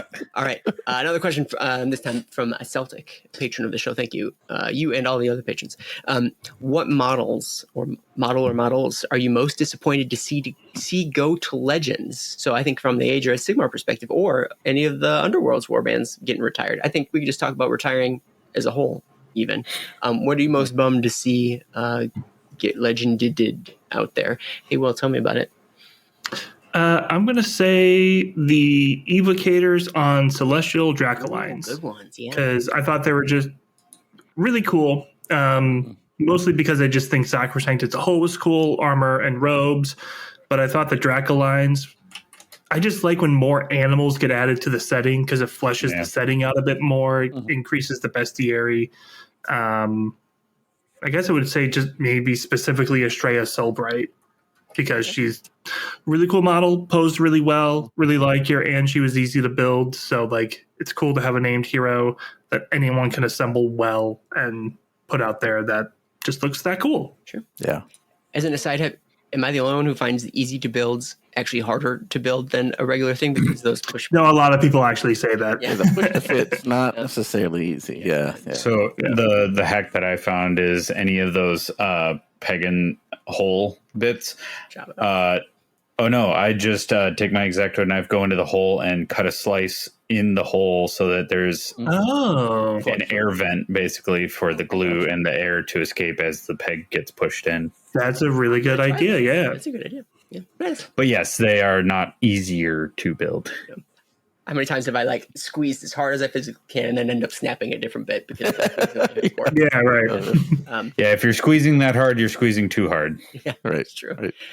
Hey, Josh, thing you're most bummed to see lost. I'd have to say my beloved Cypher Lords Warcry Warband, my first. Oh yeah. And, a lot of favorite lore, a lot of really fun games with them. But yeah, all the bespoke initial first edition, or well, not all of them. There's a couple that are being kept, are going to the Legends. So, but yeah, definitely the same way Cypher Lords. Are they being retired in Warcry in the same way that retired everywhere else? Like, Yeah, and summer 2025, yeah, they're retiring Legends for a bunch of Warcry Warbands.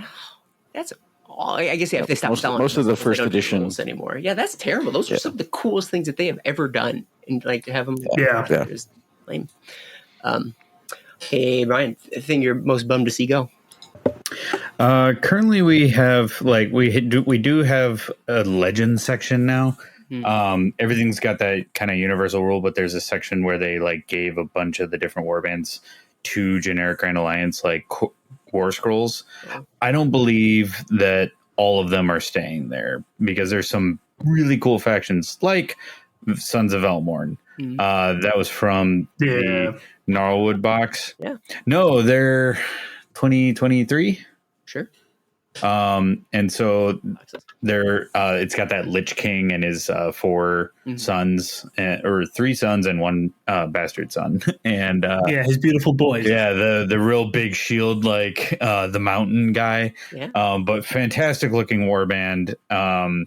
Absolute favorites on the tabletop, and everybody expected them to make the transition because they're popular, and they're just one of those generic D&D players are going to buy that box for that. Yeah. And currently they're in our Legends. Personally, I think there's a bunch that shouldn't stay there and will jump out.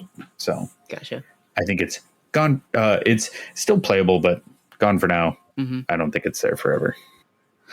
God, it kills me that they haven't been coming out with more vampires. We have one legitimate vampire kit. We have others that are okay, but this is Frankenstein zombies plus the leader's supposedly a vampire, but Sure. Yeah. But what really throws me off is why haven't we got any of the, help me with the name, it's the they look like now I can't even think of the old world. Are they monsters or dogs? It's the dog vampires. Yeah, the Virkos. The Virkos. What? But they also look like what's the faction from the old world that didn't get models because they're problematically Russian? Oh, the Kislev. Kislev. Oh. Yes, thank you. Virkos could easily scratch the Kislev itch in Age of Sigmar. Yeah. Kind of like that owl, single standalone vampire model, right? She's kind of got a Russian absolutely hat on. I think they should go lean all the way in on that in Age of Sigmar. They could make some fantastic Kislev-ish Virkos warband or armies, but it blows my mind that Underworlds hasn't yet seen a Virkos warband. Verlaine doesn't count. Yeah. Virkos is my favorite vampire faction. Yeah, I would love to see more of those. Especially because, in even Age of Sigmar, you have so many of those, Virkos, thrall vampires. Like the rat There's dude. a bunch of... Yep. Yeah, well, rat dude, but there's also, the small ones that are on Radikar the Beast's base. And you've got that unit of 3, kind of wolfy vampires. You could definitely do, vampire thralls and have it be more than just the 4 models. That'd be cool. I'm gonna keep it going though. Hey, Paul, what are you sad to see go? I don't know if you missed the question, but what are you sad to see this go to Legends this year? Mm-hmm. I'm quickly looking it up, so I'm not an idiot. Beastmen. No. The orc. Grout on giant spiders. Savage orcs. sacrosanct, any of the. There's a handful of. No, I think I called it. No, flatulence. They didn't go to I Legend. think they're Yeah, still there. that's why I was looking up. Yep. But Talking about like the which crazy cultist dudes. Yeah. Yeah. Like, I mean, so it's not Legends per se, but I missed the focus on like the witch hunter. And I have an army already. 5 witch that hunter is- models. What are you talking about? And 4 of them are the Vendents. Yeah, exactly. Right. And also like the great swords. I missed the great swords because I have Sisters of Sigmar from Mordheim that I was going to run as great swords, and I don't want to give them shields. So I wanted to do a devoted of Sigmar army, and so I miss the idea of having a devoted Sigmar army is functionally gone to Legends with the way that they've released models. So I mean, it's not big for most people, but for me, like I was looking forward to be able to put that army together and like have some fun with it. Yeah. Well, and the question is for you. It's not for most people. It's for Paul. That's fair. I think my answer is probably Sacrosanct as a whole. Though, what's his face on the? I don't even know how to say it. Torlian. Yeah, Torlon, whatever. Aventus Fire. Yeah, or the Strike, generic one is also pretty cool. That's a wizard Stormcast. Yeah, exactly. Yeah. The problem is like I'd be fine picking up a bunch of stuff that was going to get retired, like little stuff, but like that's it. I want to buy that guy, but I'm not gonna. It seems like a lot of money to spend on something just because it's going to go retire, and I'll never use. Like I have no real purpose for it, and so because of that, it's going to fade into obscurity, and I'm never going to have it, and that kind of kills me a little Yeah. bit. But Same. that bums me up. Though Streya's Soulbright is also fits that mold as well, and she's also very cool. And she was in the store. She had a badass little story in Stormbringers. She showed up in the digital battle tome for the Sacrosanct as well. Boom. She's still out there. Just hang. Maybe she'll get reforged. That'd be actually pretty. Yeah. All right, cool. That is the end of the listener questions. Looking backwards, though, I think we'll go quick. We're going to go really fast. We're going to review some of our predictions or our goals from last year too, and just to see if any of those held up. So not everyone, though a lot of us were, but not everyone was on the last episode. We'll go real quick. So we some hobby goals for this year. I'm curious to know how we each individually felt that we accomplished them. So Will, it's here in the notes. You wrote them. What was your goal, and do you think you met it? My goal was that I wanted to paint my Flesh Eater Courts army. I did paint a Flesh Eater Courts army. Awesome. I have a lot of Flesh Eater Courts that are not painted, but I have 2,500 more than enough to field an army because I had to do it for Adepticon last year. Hold on. You better be quick. All those models. Yeah. Who helped you? Even if I take out the models my girlfriend helped me paint, I still have 2,000 points that I painted. All it says finish Flesh Eater Court army. It didn't say he had to do it all. Yeah. I just wanted to make sure 2,000 points with what he did alone. This is a very serious business when we're talking about hobby goals. Okay. Walking out your front door. Hey, Josh, what was your goal and did you finish it? My goal was to pull off all the terrain I had to build for Adepticon, the 2 events, and I did this, and it turned out well. People really liked the terrain, especially the deep narrative on Saturday. It was all custom printed and or handmade, and a lot of really thematic stuff, and people really enjoyed it and used it a few times here and locally, and people have enjoyed that too. So that was I got it done, and I was really happy with it, and enjoyed that people enjoyed playing on them as well. All right, cool, right on. Hey, Paul, what was your goal, and did you accomplish it? My goal was to put paint on a model every day, and I did indeed accomplish it. That's in fact, wild. I was putting paint on 65? models for like 9 hours a day sometimes. Yeah. So wow, that's a lot. That's awesome, dude. He's so prolific. Brian, I'm going to ask, at the beginning of this year, did you have any hobby goals that you wanted to accomplish? And if so, did you accomplish them? A couple years back, I started tracking everything I bought and then everything I painted. And then my goal was to paint more than I bought. The house threw all of that out of whack. I have no idea. I completely lost track. I'm going to have to restart in 2025. I know that I am negative this year, but I would say at least my favorite hobby goal and that I did was friend and co-host Skylar wanted his Miari's Purifiers, which is a 4 Lumineth Fighter Warband for Underworlds. He wanted them painted up in the theme of Avatar: The Last Airbender, Ooh. and I did that. So each one of them is painted as a different nation from Avatar, and That's he loved them, awesome. and they got a lot of recognition. So that was cool. Nice. Very cool. Right on. Well done. That is super cool. I'm just gonna say your hobby goal to paint more than you buy scares me, and I'm never gonna make that. I was on it. I was on a good roll, and you can cheat a lot by painting like very shoddy hordes. Like I was counting if I painted like a display base for a unit. So I roped in a lot, like a whole like a terrain piece that you like. Terrain's great because you can just like get it out there. Because in my opinion, terrain should be painted like the background of Star Trek set. Oh yeah, Not super fine detail, just something in the background that makes everything in the foreground pretty. Yeah. But like you can fudge the numbers on that by giving yourself more credit than you like. But I was doing well. I am. Well, if you get best painted, that should count for a bonus credit. Yeah, I think extra. Oh, 100%. Yeah. Yeah. He agrees. Yeah. All right, and then my goal was to finish assembling all the Warcry terrain. I did not do that though. I never stopped though. I think the real defeat would have been just giving up, and I have not done so. So small moral victory is how I'll do that. Excellent. We also had some model predictions, and don't worry, we're going to predict some models for next year too. But let's go through what we were thinking we were going to see in 2024 and see how right we were. Hey, Will, what was your model prediction, and were you correct? My model prediction was Malarian, and he could be out there somewhere.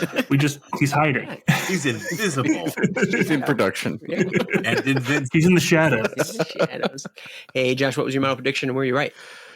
I predicted Chaos Dwarves for 2024, and I was not right. No. False. There are Blood Bowl Chaos Dwarves. Oh, Well, we did get a new Hobgrot leader. You didn't say Chaos Warden, you said Chaos Dwarves. Yeah. And there are Chaos Chaos Dwarves. Warden actually would have been wrong, and Chaos Dwarves was right. Yeah. Yeah. I'm going to use this in a couple seconds, actually. Hey, Yeah. Paul, did you have a model prediction, and if so, was it correct? new Spider-Fang. No. Unless you count models that are converted into Spider-Fang. No. And I don't. There's actually less Spider Fang than last year Actually negative. by the one hero who got sent to Legends. This one is maybe less likely to have an answer, but Brian, did you have a model that you thought was going to come out this year that did or did not come out this year? No, not particularly. That's Sorry. a fair one. Yeah, that makes sense. Yeah. Yeah. My answer was also hold on. Did you think that they were going to announce a Joy Toy Knight that is like half the size of a person? Yeah. You thought that was going to happen? Yeah. All right, I'm going to count that as a prediction because like that's a pretty good prediction. yeah, sure. You see this Yeah, thing? I mean- It's like $650 and it's like 3 feet tall. It's larger than a GW Knight in plastic and fully painted at $650. So Nice. Yeah, Because the piece it's itself was- pretty crazy for like fully painted and all that, but yeah, there's definitely a lot of people that are going to pick that up, I think. yeah, That's fun. I mean, at Worlds, the Weta Workshop was there, and they had Titus, Abaddon, Celestine, as well as something else I don't think they've announced yet. I was uncomfortable with how lustful I was for Abaddon, but he's the price par, and that's a no. Even if you can take his top knot off, and then we could put like seasonal hats on him, my wife still wasn't down for that, and I'm still madly desiring of him. He is glorious. What does she have against seasonal hats? Oh, he is. Yeah. it's Abaddon. Come on. Abaddon is horrifying. Like his gauntlet is completely like gorific. And she's like, "What if he scares the kids?" And I was like, "Good. They should be scared. That should not be." Understand. Hey, Abaddon! Krampus. Carrots around. Like my house now, we have like a big vaulted ceiling, big space, and there's this awkward like triangle place that we just fill with seasonal decorations. I'm like, he'd be perfect. Like, put him up there. Like he might reach the ceiling. He's so freaking big. Oh, why? Dang. All right, I predict. I'll share a I'll share a picture because he is. I have a Yeah. Starbucks Grande coffee for scale. He is. Oh my God. Let me put that in the Classic. chat here. Measurement of how big a miniature is. Starbucks Yeah. for Yep. Up in Game of Thrones. All right, I like Josh also predicted Chaos Doors. We did not. I mean, depending on how you define it. If we count Blood Bowl, then we were awesome and we nailed it on the head. But otherwise, no Chaos Doors. All right, I think that is the things that we wanted to talk about in reflection on 2024. Did I miss anything? Any other highlights or big things that you guys want to chat about before we start looking forward into the future? Oh, it's in the Like past. soothsayers Nope. and our scrying pits. All right, so let's look ahead a little bit. Oh, we were gonna. Jesus. Did we do our? Yeah. Okay. So look ahead a little bit, and maybe kick that off. We can start talking about additional questions from our dear listeners. It's the same listeners from before, in fact. Question from Armor Enthusiast 7, patron of the show. Thank you very much. What releases are you most anticipating in 2025? And so it's going to be a twofold question. I'm going to change it a little bit. Of the things that you know are coming, and that by that I mean the general public knows are coming, but then also make a prediction that maybe we don't know. What's something that you think is going to come in 2025 that hasn't been announced yet? So knowing versus speculating, we're going to do both. We're going to do them all at once. Hey, Will, it's tricky one for us. Hit me. So what we know is coming, obviously, I'm most excited for the Ravage Coast Path to Glory book. That's the answer, yeah. That's the, yeah. Okay. That, boom. Yeah. My whole year is made just with the one book. Sure. I don't know if you can see Will right now in your mind's eye, but he is drooling with how excited he is about this book. Should I even let my hair down for it? In my mind, he's naked. Oh, wow. Which is weird. But it helps with Aaron's nerves. So. Hey, Will, give me a prediction. Go. Prediction.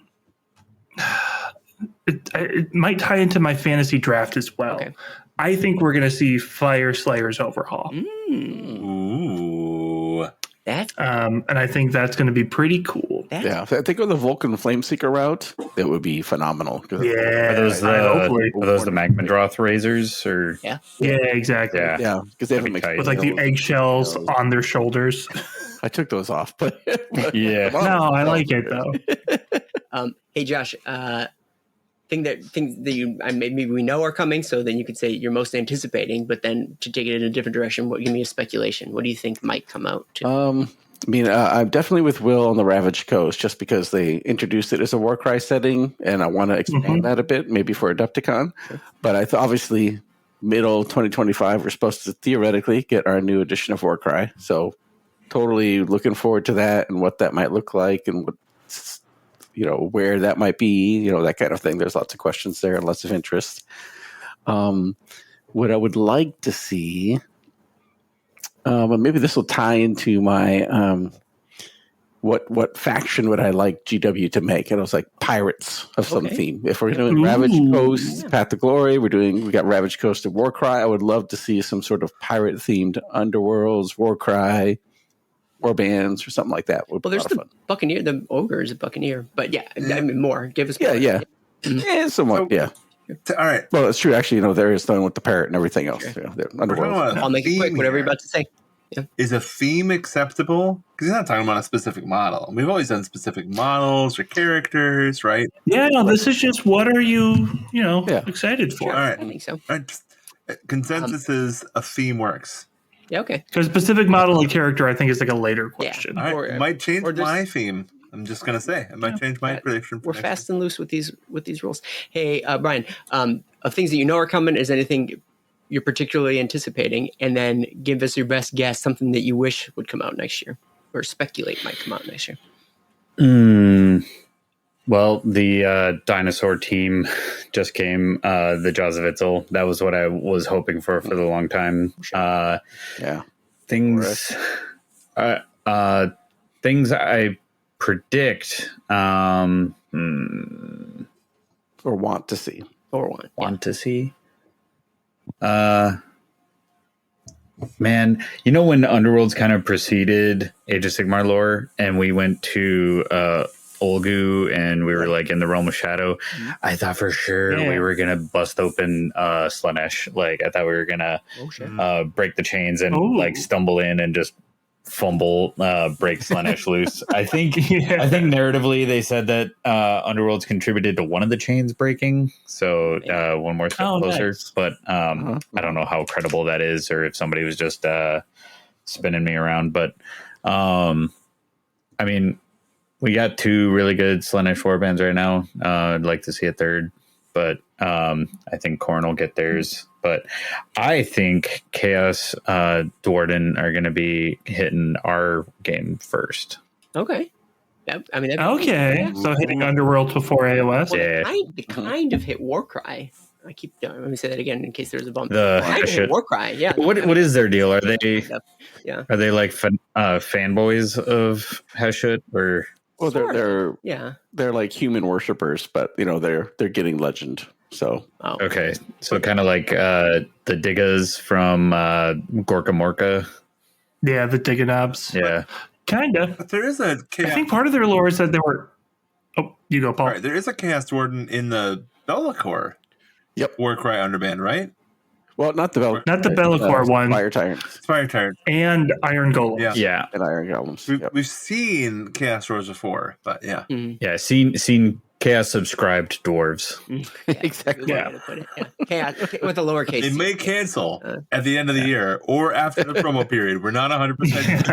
The Horns of Heshut were sent by them to go raid the Gnarlwood. So we knew they are there. We knew they existed, but we just haven't had more models. All right, Paul, hit me. Thing that maybe we know is coming that you're anticipating or most anticipating, and then also give me a speculation. Give me a guess. Or of something that you want to come out in 2025. So, Sun Tzu Grot of War.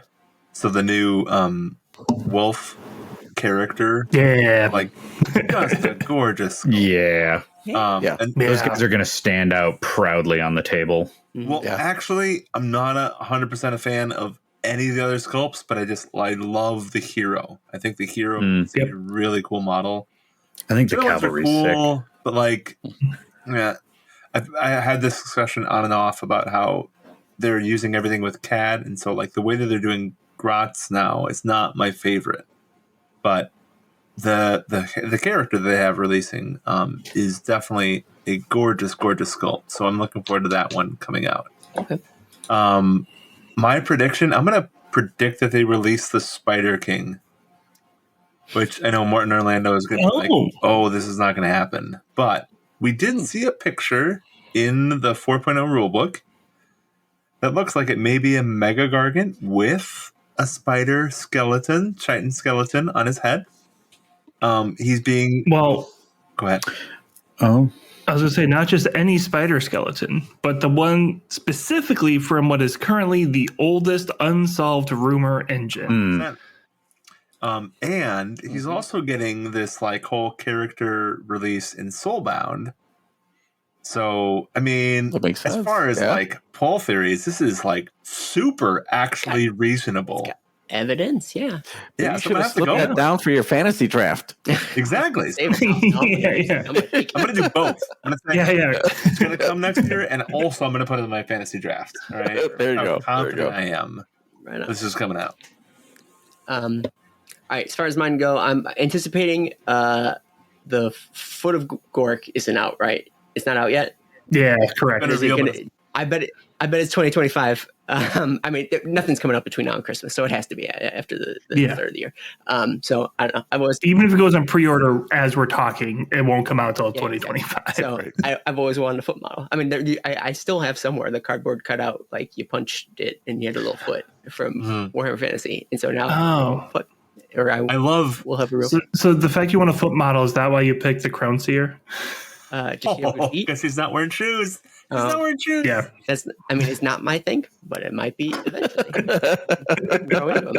I do love. As far as go ahead. Learning a lot. Join us on this adventure. And then the speculation. I think I'm going to speculate that Kurnathi will come. Ooh. It would be my guess. There's been enough reference. They keep talking about Kurnathil. Like it gets brought up every once in a while. Yeah. It seemed as if they wanted to talk more during Dawnbringers about, like, I know what's his face showed up, the lead hunter of that, but like it seemed like there was Belthanos.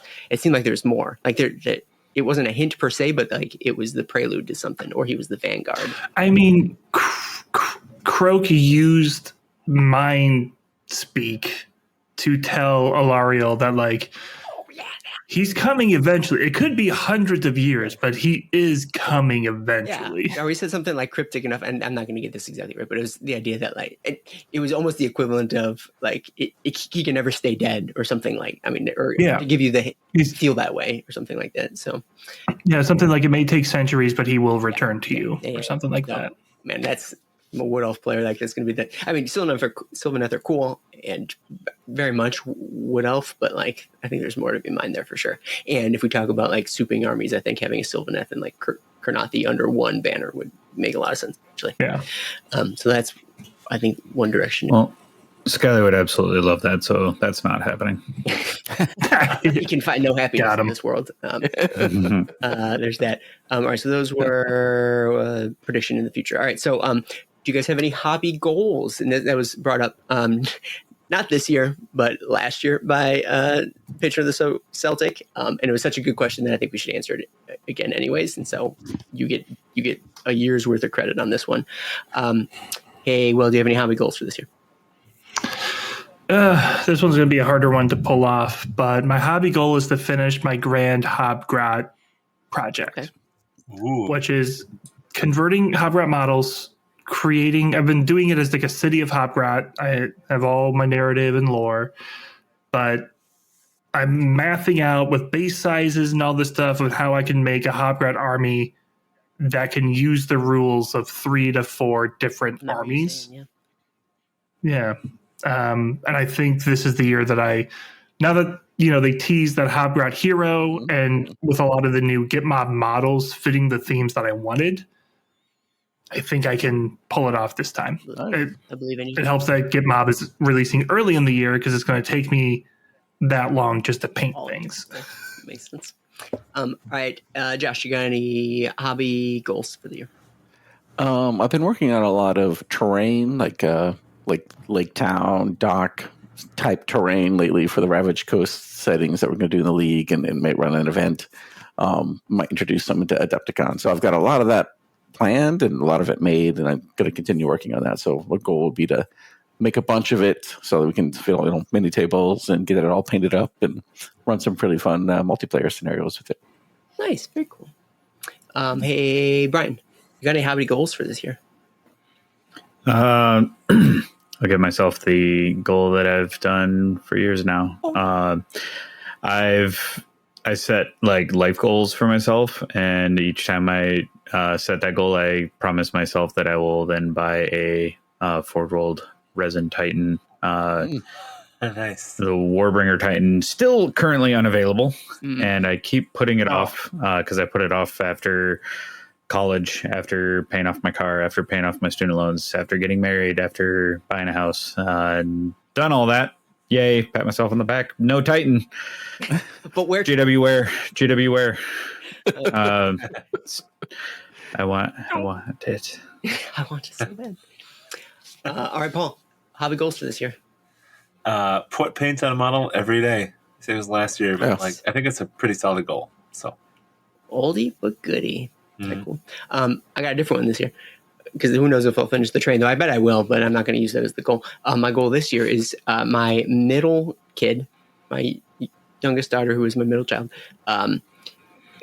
is bothering me all the time. Not bothering me, but asking me all the time to paint little dudes, as we colloquially called them here, I guess. I don't know. So I've got the what's it called, the magazine, the Stormbringer subscription, which is like a bunch of duplicate stuff that I already own, which means it means nothing to me. And so if I put those guys all together, and we can go through all the paint guides with her, she's got a real artistic mind. She loves to color and paint and draw and stuff. So I think that's going to be my goal this year, is to work through some of that, through the Stormbringer models this year. Maybe I'd say teach her how to paint, as if I have any idea how to myself. Maybe she teach me to paint, frankly. But paint together. Yeah, that's awesome. Does she know the difference between GW minis and Reaper minis? I doubt it. But let's ask. Buy a cheapo Reaper mini. She surprises me every day. Well, I mean, again, these magazine models are like from the starter set from like last edition. So like I've got a whole bunch of them. Gotcha. It doesn't bother me at all. So I mean, she's not going to touch any of the cool stuff. That's for darn. That stuff stays gray. Nobody paints those things. But hopefully she's into it. So that'll be my goal this year, especially this winter when they're like climbing walls and keep her busy. So that'll be my goal. All right, moving right along. Another question that was actually from last year, but I'm going to steal it again from Thundercake, not a patron of the show. I'm looking at you, buddy. They ask, what do you hope to accomplish as a podcast network? I'll change it a little bit and ask, what do you hope to accomplish for your show? Do you want to do anything different? Do you want to do anything the same? What do you want to what we just did this at work? What do you want to continue doing? What do you want to start doing? What do you want to stop doing? Pick any of those. Hey, Will, what do you want to do in the path to story space? What I want to do is take a few pages out of Brian and Josh's books and start doing path to story events locally. Doing narrative events. I've been working with Joe, who one of the other things is getting him on the show more this year, of trying to do something to, just run stuff. I've been accumulating all like terrain and mats and stuff to kind of run our own events separate from relying on what Adepticon provides us, and doing stuff that's competitive, doing stuff that's more narrative, doing even more stuff that's narrative, and just trying to do more here locally. Cool. Wow. Okay. Nice. Hey Josh, what do you want to see in the Dogs of Warcry, or just Warcry space next year? Yeah, no, just one thing I mentioned earlier is definitely have more consistent podcasts this next year. That way we can enjoy it. But I think just to continue to generate enthusiasm and drive in the Warcry space. There's a lot of good podcasters and out there, a good community, and we just want to continue contributing to that because people really still enjoy listening to the narrative lore aspects of Warcry. So. Nice. Very cool. Hey, Brian, what do you want to do more in the Underworlds and or what the heck space?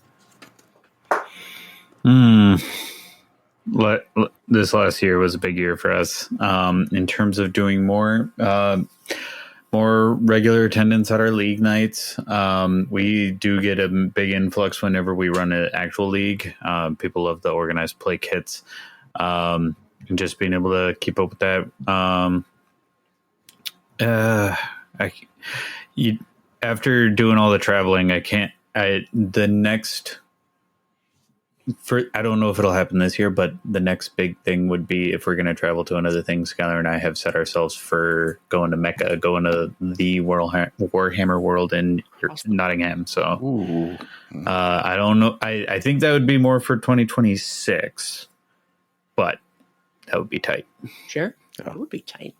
Tight in even. There. Hey, Paul, do you have any goals in the, I don't know, podcasting space, in the community space? What are non-model based goals for this year for you? So I would love to see the story phase go to episode 100 and beyond. There's been a lot of work getting us to that point, and so I'd love to achieve that goal and then continue past that. That would be. What number are we at right now? I think we're at like 98 or 99. Like super close. Is that true? Yeah. La-dee-da. Don't mind it. We're 96, so this will be number 97. We're super close. Well, no, this is a bonus one. This one doesn't make the number. Okay, perfect. 96. So if we don't hit it, we really messed up. Aaron really messed up. One of the things I'm going to put it down because I've been talking about it for forever and I have not gotten down and done it. I want to make Bit of the Day, which is this like silly little thing that I post on Twitter. I want to do it as a YouTube kind of like quick minute show, and actually make it more cross-platform than just Twitter.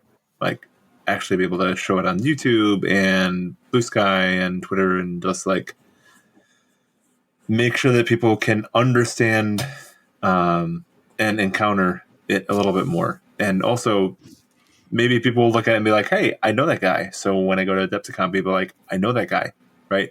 Not because I say that to I'm you every super, time, by the way. Yeah, exactly. It's Not because you saved because I'm me a super spot in important. the preview line, but yes. 100%. Yeah. Not because I'm super important and I need people to recognize me, but like, I want people to be able to recognize me if they need help at Adepticon or if there's a problem. Like I would love that. Yeah. I would like to make a video out of what is essentially just been a Twitter post. So Cool. Enjoy doing that going forward. So sure. For the story phase perspective, I think just more of the same. I think every year I talk about how I'm going to do something different or do more, something like that, and then never end up doing it. So screw that noise. I'm just going to stick with what works. So new Battle Tome episodes, author interview episodes, the occasional Pocket Realms when I'm feeling feisty. And that feels good enough to me. However, I'll ask anyone else on the show, if you ever want to see the story phase going in new directions, you want to do something new, fun, interesting, inject some, not even life, but just different life into it, you have my full blessing. Just leave me out of it. Good luck. I kid. Not really, though. Very serious. And hey, dear listeners, if there's anything that you want to see out there on the network, you can certainly tell us, or better yet, do it, and then come join us, and then we can all do this fun, silly content creation together. So yeah, any other goals, any other things you guys want to talk about coming up this year that you want to see or you want to get into in 2025? I think like there's a big vacancy for Underworld's content on YouTube, like filmed battle reports and stuff. We haven't had the bandwidth to do it ourselves, but we may have somebody who's interested in taking that on. Ooh. So we are very much work in progress. There's no proof of concept yet, but working on trying to integrate that. Sure. The proof of concept is that somebody cares to try. As far as indeed, that is the barrier to entry for us. Yeah. Speaking of other potential resources, I mean, we've got Zach painting, but like we may maybe have more space for painters in the future. And then I feel like our social presences are really diminished lately. I feel like there's been a lot of fragmentation in the social media space, and I think we've lost a little bit of cohesion. In general. I think it's not unique to us. I think a lot of people are feeling that. So, finding ways to do better and maybe get some help doing better on our social spaces, I think could go a long way, because I don't know that any of us here are social media managers, nor do any of us really want to be. I feel like it's only a matter of time before there's a website that's like a social media dispenser, and you can just be like, post this post to here are our channel socials. There used to be a lot of, I mean, like Hootsuite, yep. Or Sweet or whatever. Yeah, I mean, I don't know if that even still exists anymore, but like I think, yeah, they used to exist, and maybe they still do exist. I just haven't pursued them at all. And then I suppose one more thing is that the rumors of More Realms Con's demise is greatly exaggerated. I think stay tuned in this space for any more developments on that front too. So there's that. All right. Speaking of looking forward, I guess we can both look backwards and forwards. Let's get through our fantasy draft, which I think just gets quicker and smaller every year, but we still got to do it because now it's a tradition at this point. Brian, if you don't know, every year we try to identify a character in the Mortal Realm space that we think is going to have some impact in the world this year. Like it's going to have, what are some of the rules? It's going to be an impactful character. It's going to move the story. Who's going to have the spotlight on them this year? I mean, you can kind of define it any way you want. And just a fun little guess, kind of like what we were doing before in terms of like releases. And so it doesn't necessarily have to have a model. They may have one already. They may or may not in the future. It's more of like a story-based thing because we're all very story-based people. Yeah. So to give us an example, I will run through what we did last year with Paven's grading scale that he said we should start using from now on. So last year, Paven said the scoring is whether they are an impactful character as someone who moves the story, a reactive character who features prominently but is reacting to something else happening. His example was like someone defending a city. Cool, they're the main character, but they're not the actor. Whether someone had a cameo appearance or whether they did not appear. So I picked Manfred, who had a cameo appearance in Dawnbringers. He got scared off by the Skaven. didn't really do much. Mhm. Pavent had Corgus Cool, who was an impactful character, was one of the main plot threads in the end of Dawnbringers. Paul had Bellicor. He did a lot of talking about something he had read last year that was going to prove Bellicor super important.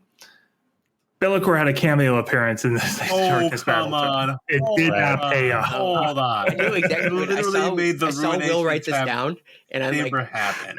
Paul's going to argue that he's the most impactful character. Paul's going to argue he's I can't. character I number can't. one. Josh picked the Great Horn Rat and his spawn. I cannot say that Bellicor was more impactful than that. Right?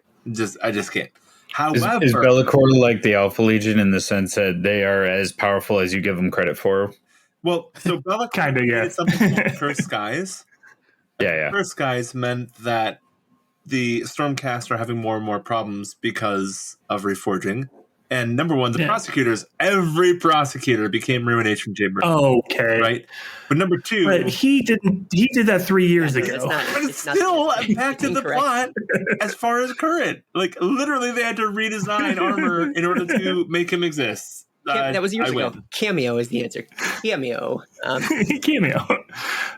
Eric had Celestin Prime, who did not appear or cameo just because he was in the battle. That needs a new mini.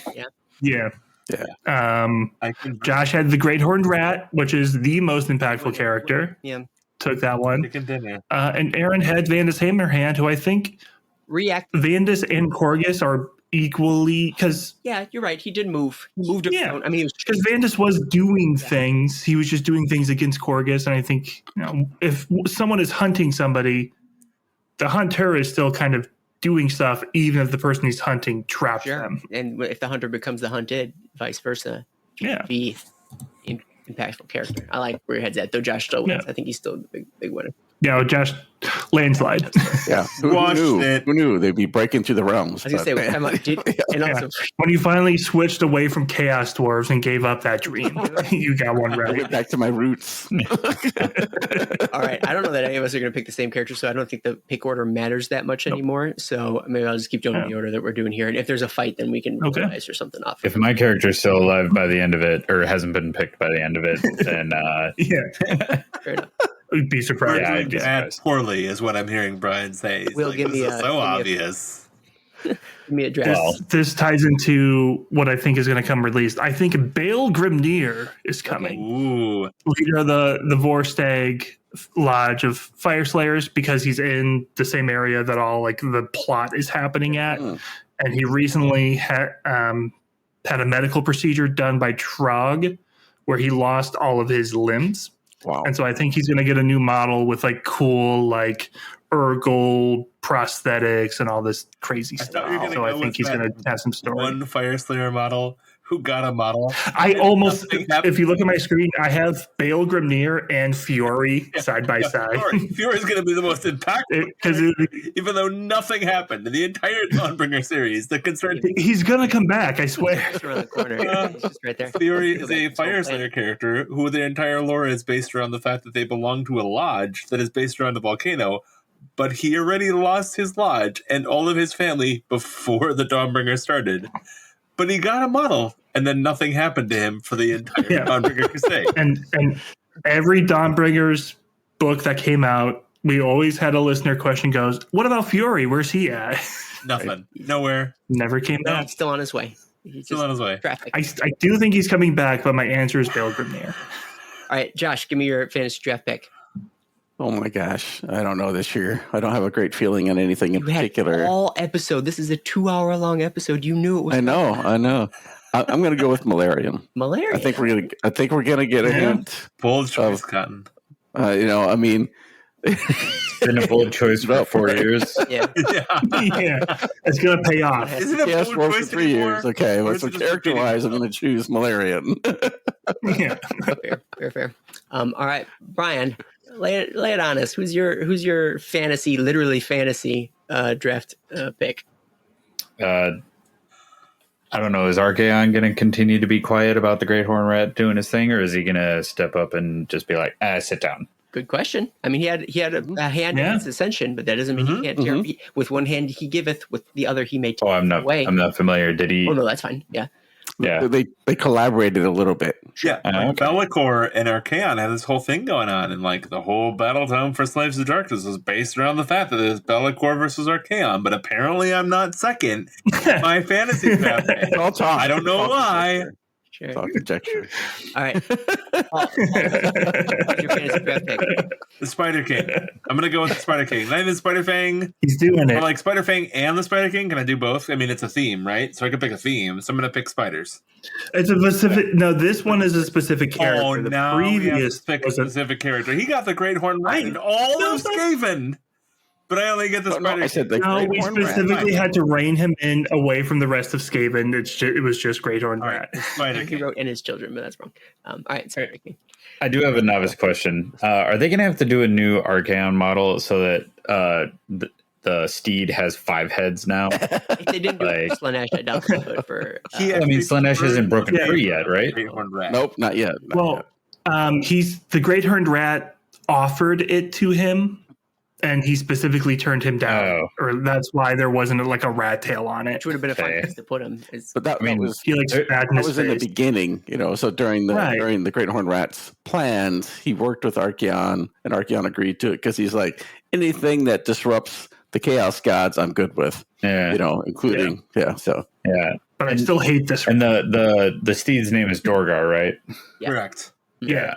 So He only has like 1 or 2 Stormcasts in his stomach. It's fine. Just a couple. he's eating some all right. Stormcast. Oh, well, Yeah, just a few. I think he'd be a Chimera eventually. Yeah. All right, my fantasy draft pick is going to be, and you know how like in Price is Right, where Price is Right rules you get under somebody. Oh I think no! in this case, Into the rules I'm going to again. pick He's gonna pick I'm Fury. picking the White Dwarf is what I'm picking, so that if any dwarf things happen, I think the given is the White Dwarf, and he may jump over what Bale Grimner is. So It's gonna be so funny when like the main dwarf character is one who like spits in the eye of the White Dwarf. yeah, maybe. I'm thinking White Dwarf is where it's at. That's my. It feels safe, but we'll go Like Grombrindle? Yeah. Yeah. He did just get a model this year, so Yeah. not a terrible pick for like. I always thought he was like just a model, not actually in the lore. Oh no, he's So they actually have a novel and everything for him, second novel as well as a now. bunch of short stories. Yeah. he's like a real boy, real old boy. All right, so now that's our fantasy draft. Everybody's going to hold it to us, and we'll reconvene in a year, and we'll talk about how successful our picks were. Finally, we're going to get through just a couple more listener questions, and then we can wrap this thing up. Just they didn't fit anywhere up above. I'm going to be choosy. I'm not going to read all of them. So we've got a question from patron of the show, Mealhern. Thank you, Mealhern. They ask, let's do. They want to know, what is your White Dwarf Army of Renown wish list? If there was an Army of Renown that they released in the White Dwarf, what would be your wish list? What would you like to see out there? Will, lay it on me. Top Rats. Cool. Being able to combine Top Rat units, because they say in the lore like that they work with the Oryx and Chaos Dwarfs, but there's nothing saying they're getting their own army, so it'd be cool, sort of how there's a united dwarf army of renown, that in the future I get a bunch of cool Hobrat units. Right on, very cool. Hey, Josh, you got an Army of Renown wish list? I'm going to go with my faction idea, the pirates. I was thinking earlier it'd be a lot of fun if, the pirate, you could choose what Grand Alliance it fit into based on either how many models of a certain race you have, or maybe based on a motivation. Like if it was more Robin Hood, okay, maybe it falls into order. If it's more Reaving, maybe it falls in destruction or chaos, or so that you could actually play a mixed force of different races for any alliance, depending on certain factors that you might choose. Nice. That's cool. That's super cool. I thought that'd be fun. So who wants to describe what Army of Renown is for Brian so that he can...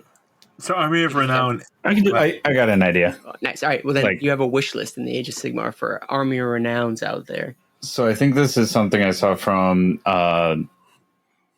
War. What's the game? The Warhammer Fantasy game. Yep. Like More time. Total War Warhammer 3. I think I saw this where it was Sigvald had like a bunch of Chaos Warriors that had armor plates that mirror armor, Oh yeah. Yeah. so that he could like just see himself more. Yep. I think that'd be hilarious because I also have some chrome paint that I could mess around with. Oh, Just nice. itching for it. That's awesome. That would I be have perfect. my Sigvald painted up. Oh, but yeah. Yeah, there he is. He's got. Shoot, you're not going to be able to see it, but I can post Yeah, it. it's hard to. His cape has the Prince flowers, Oh, Nice. that's Oh, cool. that's super cool. like from Purple Rain Yeah, right. It's album cover. just a Yeah. purple guy a little bit. I mean, Yeah, I'll take a photo in the aesthetic. chat. yeah, that's That's neat. awesome. So Paul, if I had more excuse to use that mini, that'd be great. Yeah. absolutely. Hey, Paul, Army of Renown wish list. Lay it on me. I want Cities of Sigmar and also Soulblight Gravelords combined into one for a shy-ish City of Sigmar. Yes. Ooh, Yes. that's Yes. cool. that'd be Yes. cool. Like Yes. Lethis fiction. Yep, that's pretty neat. Yeah, especially like Lethis or something. Come on. Oh yeah, exactly. Yeah, please. Well, and then taking some of the Raven motifs from the news Right. broadcast too. Like, Yeah. what makes sense. Yeah. Well, because they are doing Lethis lore in White Dwarf right now, but they're not giving us the Lethis Army of Renown yet. How dare they? Soon. All right, my Army of Renown wish list is taking a bunch of order named characters and putting them all in one Army of Renown, so that it's like it's my Age of Sigmar Avengers idea. I always talk about Yeah. a lot of cool, and not even necessarily order, right? Kato, Ease, whatever his last name is, the Hollow King, like he could be part of this too, and put all these named characters together, and it's like the A Team The Hero Ammo Regiment. Avengers or JLA. And have them be like superhero dudes. And so I think that'd be very neat. Yeah. Army Renown wish list. All right. We'll ask another question. Patron of the show, Celtic. They ask if GW approached you and asked you to come up with a new faction for 4th edition, what would you create? I already know Josh's answer, but it doesn't matter. He's not first anyways. Will's first. Hey, what would a faction be that you'd create? Same answer. Hobgrats. Okay. Cool. I would make them destruction. I'd make them a little bit more organized. Kind of like if destruction had technology would kind of be the spin I had on it. All right, cool. Hey, Josh. What? Mine's the same. Yeah. Yep. Vampires? All right. Or not, Pirates. not vampires. Pirates. Pirates, that is. There you go. All right. Brian, if you had to create a faction in Age of Sigmar, what would it be? Fleshed out Virkos, just rob Kislev for everything they have and just bring that all into Age of Sigmar. Nice. Oh, yeah. I like that. Yeah. Hey, Paul, what would your, I know your answer too. What would your Age of Sigmar faction be? No, I like my typical answer with this is always I want something I never thought of before. I want something So where not Studio. having Geomancers. I mean, like I would love Halfling Geomancers, but we already got with the Lumineth. I mean, I already count that as 50% of a win. So I'm going to take that. I think they're regular Ling Geomancers. Fair.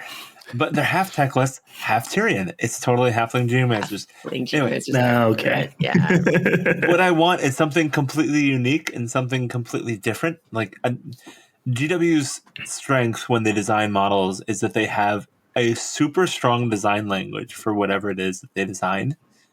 And I really love when they just come out with something super new and super crazy, right? So if I were to design something completely new and completely crazy, I would literally just try and find the most differential terms that I could come up with and combine them together and see how they would do that. I would just love to see their creative minds come up with something absolutely amazing, right? So I know that's a really giveaway answer, but it is what it is. I would love to see them come up with what they're passionate about and design it, and then I get to have fun with it. Nice. Right on. You can go with Halfling Geomancers. Come on. So Halfling His Geomancers. answer is artistic liberty. I think the Halfling Geomancers with the Golem kind would be great. That'd be awesome. Yeah. Halfling Geomancers or whatever, right? But like, I don't want it to be connected to Old World. I want it to be completely AOS, right? Like, Right. Yeah. the way that they've been doing the more Griffs and the Griff Hounds and everything, where they have this like level of you've got a cavalry model and then you've got a larger model and then you've got a hero model. Yes, I want all of those, but I want one for every realm. Give me that, and that sounds fantastic. Absolutely. Nice. My answer is Kurnothi, but maybe Kurnothi in the what was the Josh Reynolds book, the horror one? Dark Harvest. but in the Dark Dark Harvest. Harvest vein, to make them real spooky. Like the cool parts of old wood elves is how like mysterious and like primal they could be, and so having them be like that in Age of Sigmar would be particularly good. So Karnathi, but with like a real feral bent, would be my jazz or jam. Okay. Would make me jazzed because it is my jam. That's what I meant to say. And then we'll do one last question as just as a little dessert, a little fun one. Patron of the show, Domir, they ask, what character would you want to be your Secret Santa in Age of Sigmar? Who do you want to give you the present? Or you can pick one or the other. Do not give me both. Who do you want to be the Secret Santa for? Who do you want to give a present to? Hey, Will, what do you think? Who do you want to be the recipient of or the beneficiary towards in the Secret Santa Age of Sigmar? I would love if Grungni drew my name for Secret Santa. Oh man, you stole mine. That'd be a good answer. Yeah, I mean, he's the maker. He'll make whatever. I know, right? You took the one good answer to this question. Yeah, everyone else is dying. They let me go first. I like Will the most. This whole time. It was a plan to begin with. Yeah. Who would you give presents or receive presents from in the Age? Oh man, that's a good one. Maybe I'll go Grompertle. Okay, there you go. Oh, I'll yeah. stick in the dwarf vein. Sure. Yeah, I'll dwarf. Dwarf all the time. All right. Hey, Brian, who would your Secret Santa, one way or the other, who would you want to be attached to?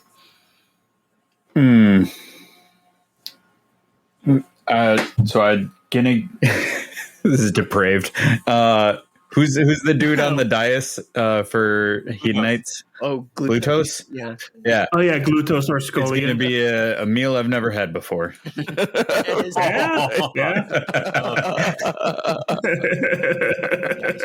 Love it. Hey, Paul, A meal to die for. yeah, right. Who do you want to give a present to or get a present from in the Secret? I Age of would Sigmar like Secret to Santa get a exchange? present from Moore because Yep. he's the god of good deaths. I mean, like how great would that be? I don't want that. I was like, I want to live forever and eventually lose Yeah. all my memory and be reforged into nothing but a fighting automaton by Sigmar. I don't know. My memory was never that good to begin with. Paul just wants more. More. I do too. More sphinxes and far more. Can't stop. I want to receive a gift from the man himself, Hamilcar. I don't know what he'd give me, but honestly, he might forget to give me something. But just knowing that he had my name would be enough. So Hamilcar is who I want to have drawn my name. He'll give you the greatest gift, which is to tell you in person he didn't get you anything. Or maybe he'd tell me a story. He'd be like, "Oh, I don't have anything for you, but let me tell you. Let me regale you with a tale." He's going to tell you the story about like, I had a gift for you, but Yeah. You wouldn't believe what happened. All right, cool. I don't know how we normally end these things, but that's the end of our questions. Are there any other things that you guys want to talk about? Both reflections on the past, looking towards the future, focusing on the present? I don't know. Any other final thoughts before we shut the dang thing down? So I guess at this point it's probably a tradition where I just say thank you to GW for making such amazing stuff that we get to like obsess over and enjoy and talk and just really get excited about all the time. The design studio, the miniature studio, like they keep making more and more awesome stuff. I've talked about how I don't like the way that they design the grots necessarily because it's kind of CAD, but like they've come to this happy medium of like they still get these actually amazing models, like this hero for the wolf grots. And they seem to come to a happy medium of being able to have their sculptors who really know what they're doing design these absolutely centerpiece models, and by the same token we don't get absolutely duds, and then creating just absolutely flooring lore that really makes me want to buy pretty much every model that exists every time that I read it. And then the Black Library authors creating all these amazing stories to really help you to enjoy the world that they've created. It's just, we're like, every year I feel like I say we're in the golden time of AOS, and this year again feels like exactly the same thing. Like every year, it just seems to get better. We get more lore, we get more stories, we get more amazing models, and I can't wait to look forward to see what next year brings us. Nice. Couldn't say it better myself. Do you guys got anybody else got any other parting thoughts that they want to get down? Just a similar thing, but for the communities around just our shows. Like anyone who listens to this, honestly, you're the rock star, especially if you're listening to this because it's at the end of like a 2.5 hour episode. Anything else to do? But also just to the yeah, right. Go to sleep. Drink some water. Not if you're driving. Reminder: drink water. Yeah. Yeah, if you're driving, just take a quick nap. Yeah, and then just like the communities that have spread it up around everyone game, like being able to go out and talk to people and play games and go to events and meet new people is the highlight of this hobby. And this experience is just sharing the love we have with other people who have love for the same thing. I'd say couldn't do it without you, but honestly, we just like talking, so we will always talk, even if no one listens. But it wouldn't be the same without you. Exactly. Let's just make it purpose. Surprise joke. Nobody is listening. I've just been making those numbers up this whole time. Yeah. The Discord's all bots. It's the dead internet theory. Yeah, I would say also I just think the community at large, our listenership for sure, and then also specifically the patrons of the show as well. Just you guys went the extra mile really to help us out to make sure that we can, bring down barriers to creating this stuff for you all to listen to. So it's gone a long way. Really appreciate it, and thank you very much. Anybody else? Any other final thoughts? I'll do one more quick shout out to GW. To thank them for the support that they do provide, and just asking us to be involved in certain things for them. So that's awesome. Very much so. Yeah. Ryan, you're the only one who hasn't. So if you want, not to put you on the spot. I will say thank you to our community. We at What the Hex definitely do this for the community. After COVID, we've been trying to build the community back up from where it was, and then just COVID shot it in the foot. And we've been seeing that we're living it right now. Second edition, we're hoping to see even more. But all of the opportunities that we've been given this year have been growing from the community, feeding us like in just spirit last year and the year before, and can't imagine what's going to happen next. Nice. Awesome. Final parting thought will be this. Davies fantasy draft, I asked him while we were chatting. His pick is Grungni. Did anyone else pick Grungni? No, right? No. All right. No. So he's on the list. He's on the board for Grungni. All right. So that's a great way to end this here episode. And it's time for our Reforging. But Sigmar Willen will be back soon. Like, subscribe, share, leave a review. Join us on Discord. Drop a tip on our Patreon. Anything you can do will spread the word of Sigmar farther than we can on our own. Chat with us anytime about your thoughts online and places like Twitter, but not only Twitter, at The Mortal Realms. Paul, where can they find you on the internet? At PJ Shard. Hey, Will, where can they find you online?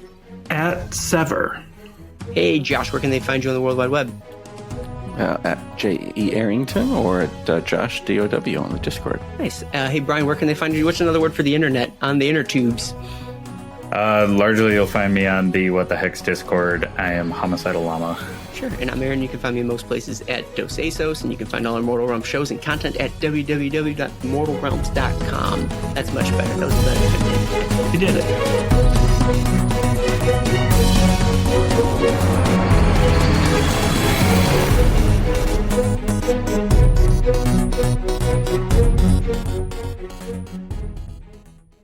No.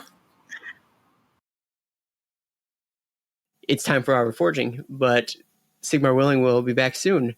I'm not reading this. I'm trying to do it off the memory. It's not written in the notes right now. So please like, subscribe, tell a friend. Nope, I'm already getting off script a little bit. But hey, anything you can do can spread the word of Sigmar farther than we can on our own.